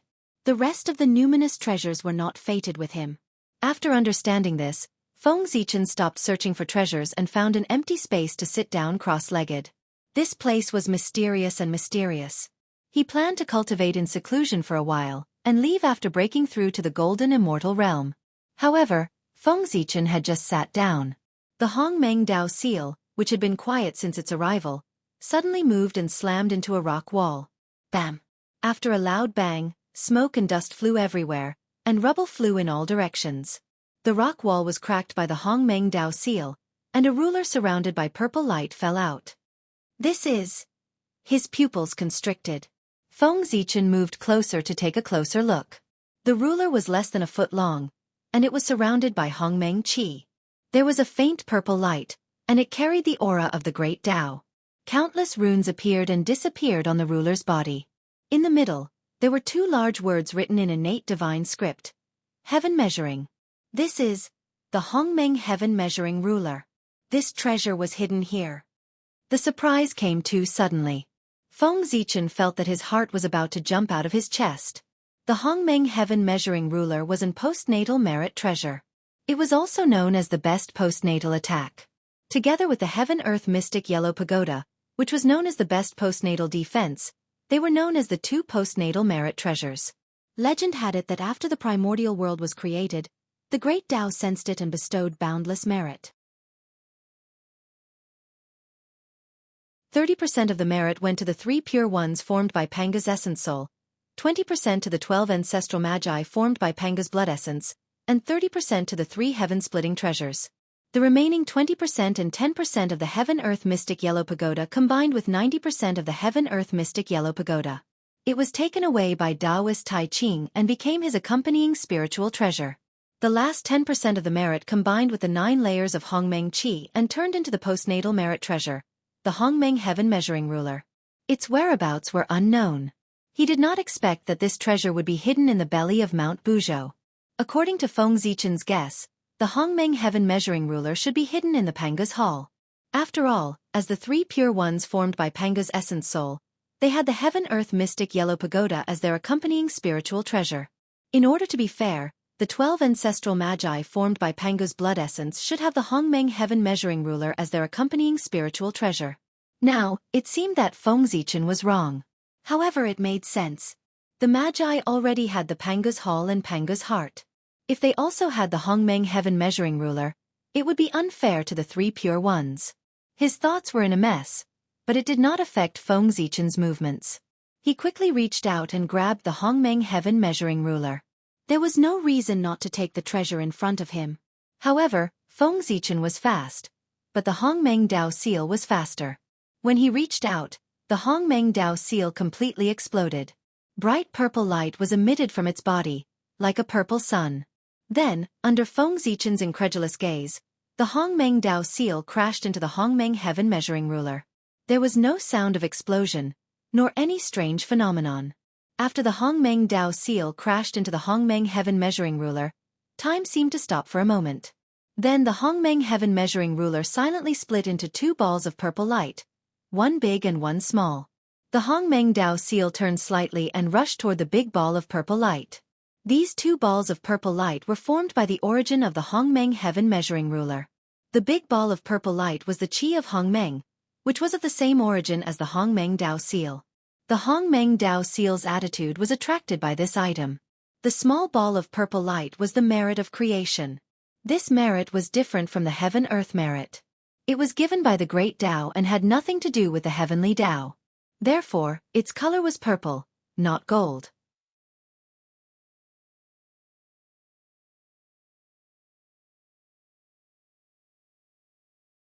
Chapter 51. In the cave, the heaven-splitting merit floated in midair and flickered with a gentle purple light. As the purple light circulated, the aura of the great Dao spread everywhere.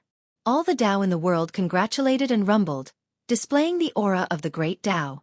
Is this the heaven-splitting merit? How fascinating! Feng Zichen's eyes were filled with intoxication as he looked at the heaven-splitting merit that was flowing with purple light. Its beauty could not be described with words. It was the beauty of the great Dao. It was the origin of the great Dao and contained all the secrets of the great Dao. It was a shortcut to the great Dao. The heaven-splitting merit was the #1 treasure of the primordial world. The reason why the three pure ones were the saints of heaven was that the three of them each had 10% of the heaven-splitting merit. Back then in the Purple Cloud Palace, when the Dao ancestor distributed the positions of saints, he had once said, "The three pure ones have the heaven-splitting merit. As the saints of heaven, they can become saints. Nuwa can become a saint if she has great merit in the future. Jie and Zhuan have some karma with me. They can become saints." If he could not see the importance of the heaven-splitting merit, the importance of the heaven-splitting merit was self-evident when the 6 saints became saints. Let's not talk about Nuwa becoming a saint for now. After the 3 pure ones established the sect, they immediately became saints. As for Zhuan and Jie, who were also saints, after establishing the sect, they had to make a great wish to the heavenly Dao before they could become saints. What was a great wish? It was like taking a loan from the heavenly Dao. They had to return it. As long as the great wish was not completed, they had to work hard and not slack off. Zhuan and Jie had made a great wish. When Feng Zichen died in his previous life, there was no sign of it being repaid. It could be seen how difficult it was. The difference between having and not having the heaven-splitting merit was obvious. The demons gathered the destiny of thousands of demons and established the heavenly courts to occupy the destiny of the primordial world. Coupled with the destiny of Zhousing, how terrifying was the destiny of the 3. After the Magi occupied the primordial world, they did not know how to establish order and manage the primordial world to benefit all living beings. They only cared about their own development and did whatever they wanted. Therefore, endless negative karma gathered and corroded the destiny of the Magi. Even so, the demon clan did not gain the upper hand against the sorcerer clan. Instead, they were suppressed. What was the reason? It was all because the Magi had received Pangu's legacy and had 20% of the merit of creation. If someone were to refine this 20% merit of creation, it would be enough to create 2 sages.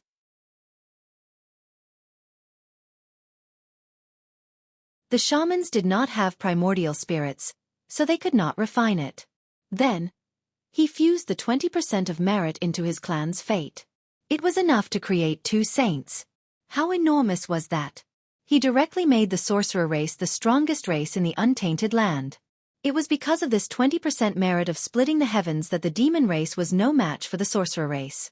If not for the heavenly Dao secretly supporting the demons and suppressing the Magi, the demon clan had long been exterminated by the sorcerer clan. Now, the merit of creation in front of Feng Zichen was 10% of the merit of creation, which was enough to help a person become a saint. With such a precious treasure in front of them, who wouldn't be greedy? Not even a saint could do that. As for Feng Zichen, that was even more impossible. Unable to suppress the excitement in his heart, Feng Zichen stretched out his trembling hand and grabbed the merit of creation. Before Feng Zichen could touch the merit of creation, the merit of creation flew over and landed in his sea of consciousness as if it had guessed his thoughts. In an instant, a bright light illuminated Feng Zichen's sea of consciousness, and endless comprehension of the great Tao floated in his mind.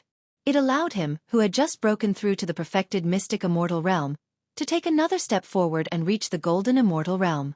He only needed to wait for his true spirit to recover before he could complete his breakthrough. However, the joy on Feng Zichen's face did not last long. In just a moment, his expression turned ugly. After the merit of creation entered his sea of consciousness, it did not fuse with his primordial spirit. Instead, it floated in the middle of his sea of consciousness and gradually fell silent. What's going on? Why can't I refine the merit of creation? Just as Feng Zichen was puzzled, a majestic and sacred aura appeared and sent him a message. It was Panga's aura. The merit of creation belongs to someone else? Borrow my hand to bring the merit of creation out of this place and into the hands of the destined person? From the message sent by Pangu, Feng Zichen knew why he could not refine the merit of creation. It was prepared by Pangu for someone else. However, although he could not refine the merit of creation, the merit of creation was stored in his sea of consciousness and could also assist Feng Zichen in his cultivation. Of course, the most important thing was that as long as Feng Zichen handed over the merit of creation to the destined person, his sin of breaking the Hongming's heaven-measuring ruler could be written off. The Hongming's heaven-measuring ruler was an acquired merit treasure with boundless merit. How could it be broken so easily? Feng Zichen was fine now because he was in the belly of Mount Buzhou, which could isolate the power of the way of heaven. Outside Mount Buzhou, there was a monstrous amount of negative karma gathering, waiting for Feng Zichen to come out so that the heavenly punishment could kill him and completely remove him from the primordial world. Now, Pangu promised that as long as he handed over the merit of creation to the destined person, he could be forgiven. Although he would lose the merit of creation, he would save his life. Of course it was worth it. After all, no matter how good the treasure was, it was not as important as his life. As for how to find the destined person, Feng Zichen was not worried at all. Even if the destined person would appear in front of him when the time was right, there was no need to look for him. Otherwise, he would need to search all over the primordial world. How could he be considered the destined person? Clang! The melodious sound of the bell rang, like the first cry of the great Tao. It rippled and attracted Feng Zichen's attention. Where the Hongmeng Qi was, the Hongmeng Dao seal's figure had completely disappeared, leaving only a purple Dao bell that was bobbing up and down. The bell just now was from it. Seeing this, Feng Zichen was shocked. He hurriedly communicated with the Hongmeng Dao seal and heaved a sigh of relief when he found that the connection was still there. The Hongmeng Dao seal was his most precious treasure. It was of great help to him and had once guided him onto the path of Dao. He could not lose it. With a wave of his hand, the purple Dao bell flew over and landed in Feng Zichen's hand without any resistance. This bell was called Hongmeng Daozhong. It was formed by the Hongmeng Dao seal devouring the Hongmeng Qi. It could shatter the vacuum and destroy all Dharma. It was extremely powerful. Unfortunately, the Hongmeng heaven measuring ruler only contained 90% of the Hongmeng Qi. It could not transform the Hongmeng Dao seal into a connate cardinal treasure. It could only transform into a supreme grade numinous treasure with 45 connate divine restrictions. Although there was only one connate divine restriction missing, it was the difference between a numinous treasure and a cardinal treasure. One's power was in the sky while the other was on the ground. They could not be compared. The remaining 10% of the Hongmeng Qi has already scattered into the primordial world. It can't be found. Otherwise, you would have been able to advance to a connate cardinal treasure. Feng Zichen played with the Hongmeng Daozhong and said to it. He had just said it casually. He did not expect the Hongmeng Daozhong to answer. However, he did not expect the Hongmeng Daozhong to flash slightly and send him a message. The connate 5 cosmos Qi? Feng Zichen frowned. This was the news that the Hongmeng Daozhong had sent him. After devouring the connate 5 cosmos Qi, it could advance to a connate cardinal treasure. However, where could he find the connate 5 cosmos Qi?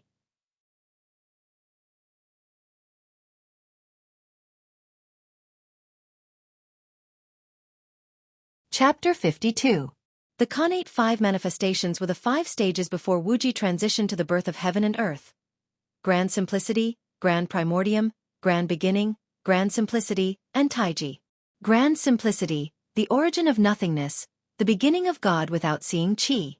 Grand Primordium, formless and without substance, the beginning of Qi without seeing form. Grand Primordium, formless and without substance, the beginning of form without substance. Grand Simplicity, formless and without substance, the beginning of substance without form. Taiji, the birth of yin and yang, the 5 elements, and all living things. The connate 5 manifestations were formed from the essence that dissipated during the evolution of the 5 manifestations. They shared the same root as the Hongmeng Qi. Devouring them would naturally allow the Hongmeng Daozhong to advance to a connate cardinal treasure. However, although Feng Zichen knew the origin of the connate 5 manifestations, he did not know where it was. Such a treasure had the ability to conceal itself from the heavenly secrets. No one would be able to calculate its location unless it was born. Forget it. If it's fated with me, I'll find it. It's not fated with me. I can't force it. After thinking about it, Feng Zichen really could not think of where the connate 5 manifestations was. He threw it to the back of his mind. He continued to sit cross-legged and prepared to undo the seal on his true spirit and advance to the golden immortal realm. Boom! The mighty power of the true spirit descended from the heavenly Dao space and chased his connate essence spirit to a corner of the Emperor Star Palace, regaining control of his body. In his sea of consciousness, the connate 8 trigrams, Mount Buzhou's Dao runes, the heaven-splitting Dao intent. Over the years, Feng Zichen had comprehended all sorts of great Dao true intents that appeared and surged towards his true spirit.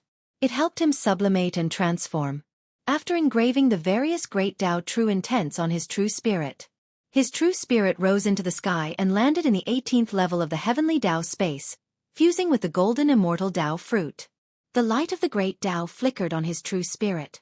An aura of immortality condensed on his true spirit, and a sturdy aura emanated from it. A speck of golden light rose from his true spirit.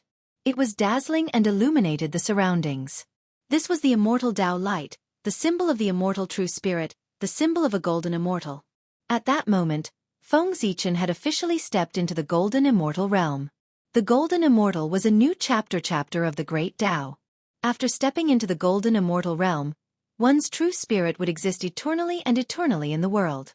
With the same lifespan as heaven and earth, he would be immortal and would no longer have to worry about sickness and death. At the same time, when they sensed that Feng Zichen had advanced into the golden immortal realm, an unexpected change occurred in the boundless starry sky. Star sources quietly left Zhouxing's core and poured into the Emperor Star's core. It fused with the origin of the Emperor Star and turned into a purple Dao fetus. Above the embryo, the sun, the moon, and the stars rotated.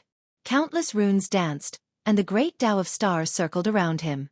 This was the Dao embryo of stars, the Dao embryo that gave birth to the Lord of Stars. As soon as the star embryo of Dao was formed, Feng Zichen felt a guiding force coming from the Emperor Star. It crossed layers of space and tried to pull his true spirit into it. Fortunately, this force was not strong. Feng Zichen struggled lightly and broke free. However, as he struggled free, the purple star suddenly transmitted an angry emotion, transmitting a message to him, and then withdrew the purple star 3 treasures projection. After browsing the message in his mind, Feng Zichen smiled bitterly. Time and time again, he had rejected the Emperor Star's guidance and completely angered it, so it withdrew the purple star 3 treasures projection. It also warned Feng Zichen that if there was a next time, he would never be able to get the blessing of the Emperor Star. After Tai Jingxian, must I ascend to the Emperor Star? How could Feng Zichen have the chance to think about it? He could only make plans in advance to avoid being in a mess. Fortunately, even if he was in the core of the Emperor Star, his true spirit could still control his body with the help of the heavenly Dao space. It was not unacceptable. After thinking about the future, Feng Zichen withdrew his thoughts and calmed down to comprehend the great Dao and organize what he had obtained recently. After coming to the heavenly court, he had obtained many opportunities and his realm had advanced by leaps and bounds. In just over 1,000 years, he had advanced from the mid-stage of mystic immortal to the early stage of golden immortal. It was time to settle down to prevent his realm from being unstable. Years did not matter in the untainted land. When Feng Zichen woke up again, 1,000 years had passed. Standing up, Feng Zichen first bowed 3 times to the void to show his gratitude to Pangu. Only then did he turn around and walk out. Regardless of whether Pangu was dead or not, he should pay his respects to him since he had obtained so many benefits here. As soon as he stepped out of the cave, Feng Zichen saw the sky full of innate baleful aura rushing towards him. He was so scared that he quickly raised the Hongmeng Daozhong to protect himself. Clang! Clang! The Hongmeng Daozhong floated above Feng Zichen's head, and wisps of Hongmeng Qi hung down and scattered in all directions, wiping out all the innate baleful aura. Hiss! Where did so much innate baleful aura come from?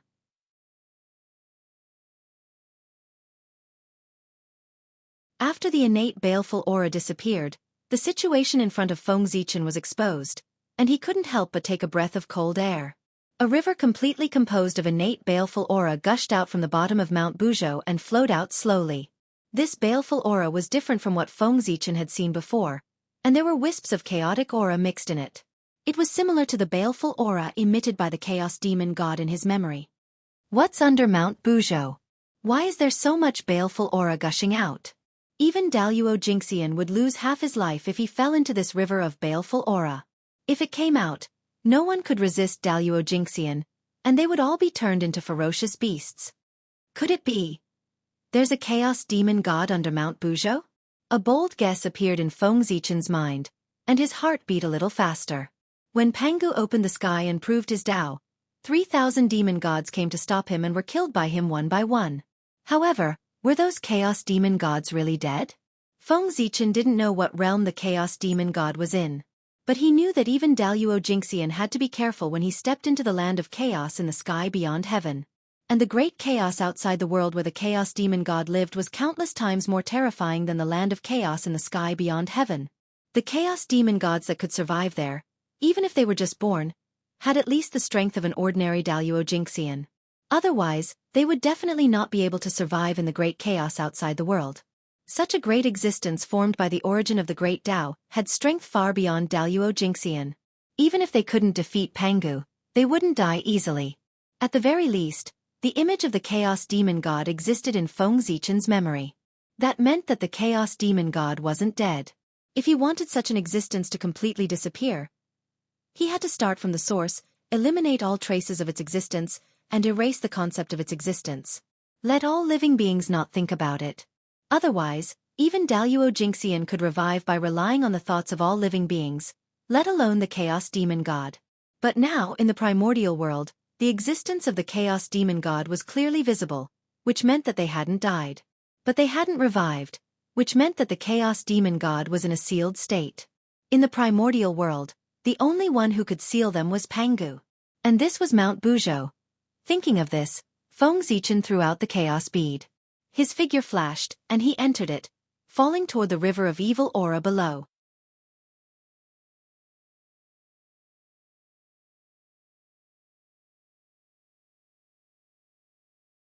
Chapter 53. The Chaos Bead was a treasure of the chaos in the past. It could even suppress the great chaos. Even though it was not as powerful as before, it could not be destroyed by a mere river of evil aura. On the river of evil aura, Feng Zichen drove the chaos bead upstream toward the source of the river of evil aura, intending to explore the secret under Mount Buzhou.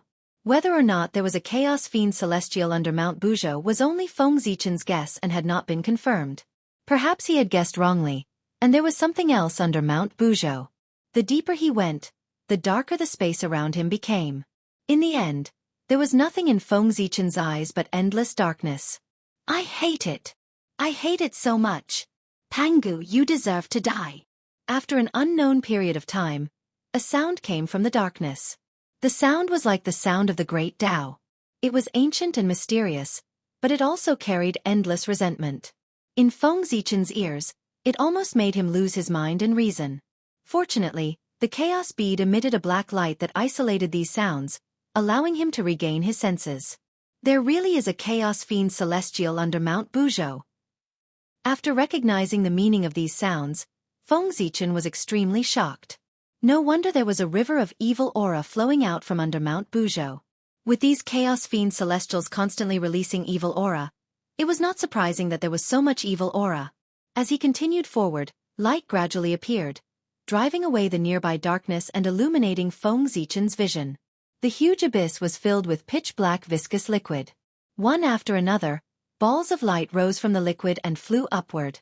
However, they were bounced back by a huge light screen in the air and fell back into the abyss. Is this the true spirit of a chaos fiend celestial? Feng Zichen thought as he sensed the aura of the great Tao on the balls of light that was completely different from that of the primitive world. After walking for a while, a huge light screen appeared and blocked Feng Zichen, preventing him from going any further. Pangu's aura. The aura coming from the light screen was exactly the same as Pangu's. This was the seal that Pangu had set up to suppress the chaos demonic gods. Feng Zichen silently took a few steps back, keeping himself away from the barrier so that he wouldn't be accidentally injured by it. After the light screen sensed his retreat, it slowly disappeared.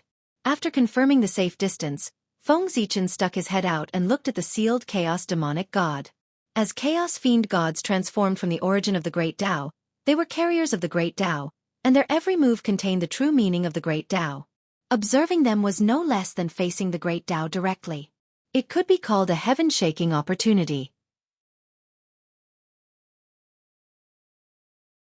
With Feng Zichen's current realm, he was unable to withstand the Chaos Fian Celestial's Tao runes. However, he could use the Hongmeng Daozhong to record the Taoist rhyme for future study. Clang, clang, clang. The Hongmeng Daozhong floated in the air, branding the Chaos Fian Celestial's figures one by one. Every time a Chaos Fian Celestial's figure was branded, there would be a melodious bell sound. It was very happy. During this time, Feng Zichen used the power of the Hongmeng Daozhong to isolate his perception of the Great Tao and looked at the sealed Chaos Fian Celestial's true spirits. Those Chaos Fian Celestial's true spirits were all wrapped in Great Tao runes, making it impossible to see their faces clearly. One could only see a ball of bright light. If it were any other time, Feng Zichen would probably fall into enlightenment and die when he saw these Great Tao runes. But now, he was isolated from the Great Tao. He only felt that those runes were obscure and difficult to understand, and he would feel dizzy just by looking at them. Not to mention falling into enlightenment.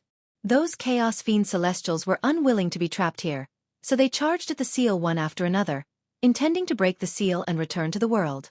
However, the seal set by Pangu was so powerful that those Chaos Fiend Celestials that charged at the seal were knocked into the abyss one after another, unable to float up for a long time. They couldn't do anything to the seal at all. No, it wasn't completely useless. Under Feng Zichen's continuous observation, he discovered that every time a Chaos Fiend Celestial hit the seal, there would be a moment of loosening. Although this period of time was very short and the seal was immediately restored, the Chaos Fiend Celestial couldn't take the opportunity to escape. However, there was still a wisp of Chaos Fiendish Qi that leaked out. This wisp of Chaos Fiendish Qi disintegrated in midair, and a small portion leaked out, turning into connate Fiendish Qi. This was the source of the river of Fiendish Qi. Most of it fused into Mount Buzhou, constantly eroding Mount Buzhou, and was destroyed by Panga's pressure. This was the main reason why Panga's pressure was getting thinner day by day. The Chaos Fiend Celestial hit the barrier day after day, and every time, a wisp of Chaos Fiendish Qi leaked out, which was destroyed by Panga's pressure. However, the world had been open for so long, and Panga's pressure was being consumed by the Chaos Fiendish Qi day and night without being replenished. So wouldn't it be getting thinner day by day? According to Feng Zichen's calculation, even if Gong Gong didn't hit Mount Buzhou, one day in the future, Mount Buzhou would collapse under the erosion of the Chaos Fiend Celestial. Suddenly, Feng Zichen's pupils shrank, and he said in shock, "What's that?" In the abyss, a wisp of green light appeared, bobbing up and down in the pitch-black liquid, resisting the erosion of the fiendish Qi with difficulty. What a treasure! Unfortunately, it's useless now. Feng Zichen shook his head regretfully. The liquid in the abyss was formed by the Chaos Fian Celestial's fiendish Qi. It could even erode Panga's pressure, which showed its power. This treasure couldn't be replenished after falling into it. Even if it could barely resist it now, how long could it last? Sooner or later, it would be destroyed by the fiendish Qi. Just when Feng Zichen was feeling sorry for the treasure, a ray of light suddenly burst out from the boundary, scooping up the treasure and handing it to him. Looking at the treasure emitting green light in front of him, Feng Zichen didn't feel happy at all. Instead, he was a little scared. What was the purpose of sending a treasure to him for no apparent reason? Moreover, he had gained so many benefits recently that he was a little scared. First, he got the primordial star tree. Then he found the Hongmeng heaven measuring ruler.